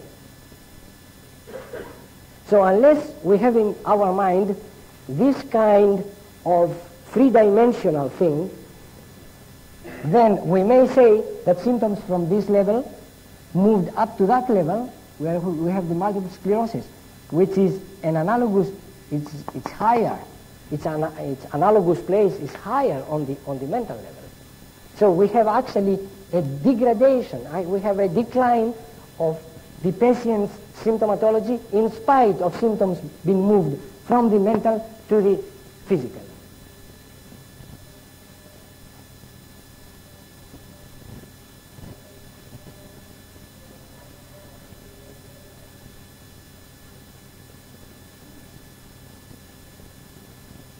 So there are a lot of questions and a lot of thought that has to be still given and been explained in homeopathy.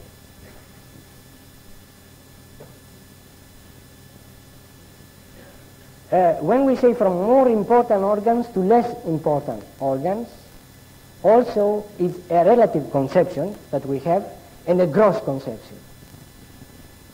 If it is very clear that goes from the heart to the liver, the disease, yes, it's better, because the heart is a much more important organ than the liver. It's more crucial for the life of the patient. But let us take another example. We have a depression, and then it moves to rheumatoid arthritis. Which is worse? And what will determine what is worse? Can anybody tell me? Yeah. Happiness. Yeah.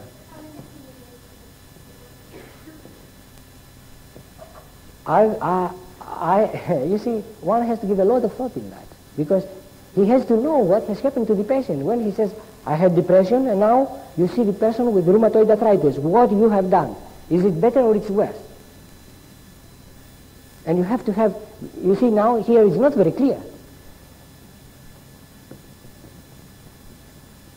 So there we have to enter into another question, the question of the functioning of the human being. Every one of us is creative in a way. One makes furniture, the other fixes up cars, the other is a physician, the other is a painter. Everyone is creating at all moments in his life. So the measure of health, that which measures the health of an individual, actually, is the amount of creativity that he can put out. So if his creativity has been lessened after a certain element, then we may suspect even that the element has gone to the periphery from depression to rheumatoid arthritis, that he is not anymore capable of having of doing his creative work. While he was having the depression, he was able to do it. That means that the depression was not such a severe depression. And now, in spite of having a rheumatoid arthritis, which is something entirely on the physical body, he's still worse. He became worse. So, they are not as simple as they look. From above downwards, it is a good rule which I have found it works many times, though I can just give you an example. An arthritis of the shoulder joint can go to the elbow, can go to the wrist, can go to the fingers, and this is a good process of cure. Like a skin eruption that goes from around the hair, it goes to the chest, it goes to the hands, goes to the knees, to the nails. If we see this, it's okay. But sometimes we see what somebody said before, that we see that a skin eruption, you give a remedy, and there is a Catholic skin eruption, a skin eruption covering the whole body, the whole body. You give a remedy, and the remedy is correct, and you see an aggravation of the skin eruption around the neck.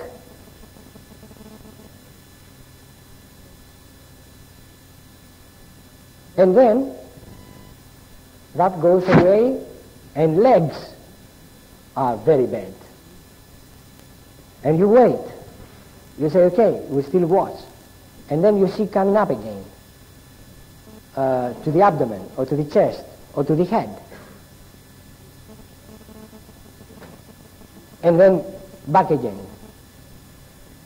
You may notice these things sometimes, and you have to be very careful and to watch. Because different reactions will mean different approach in dealing with the patient.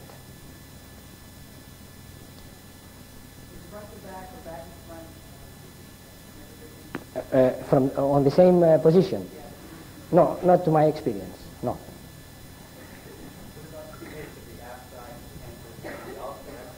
That is, yeah. Yeah, that's a good question. When we say from above downwards, then we say the herpes, canker, ulcer, ulcerative colitis. This is, looking at the man physically, is from above downwards. That should be good. No, it comes to this category where for more important organs, which is the skin and all, from more important to less important. From less important organs to more important, that means a degradation.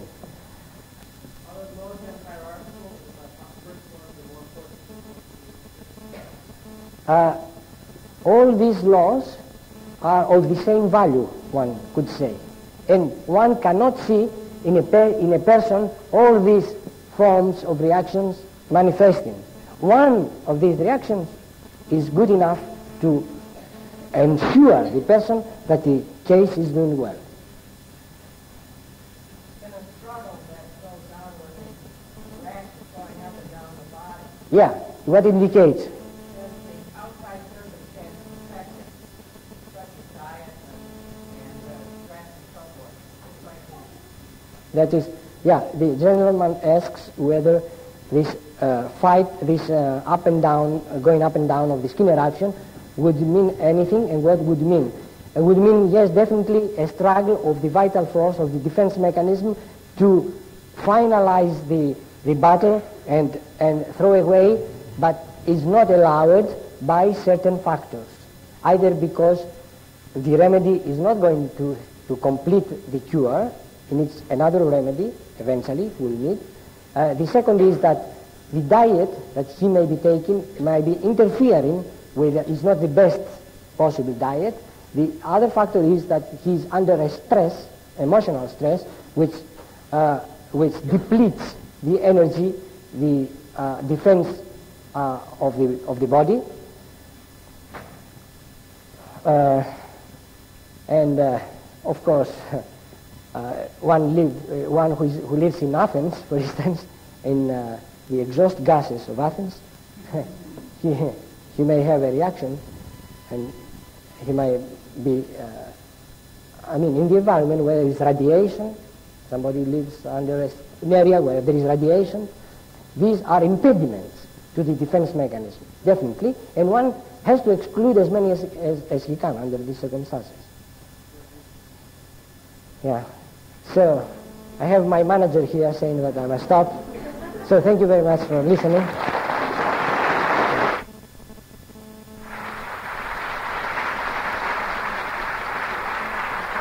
Yeah, you too.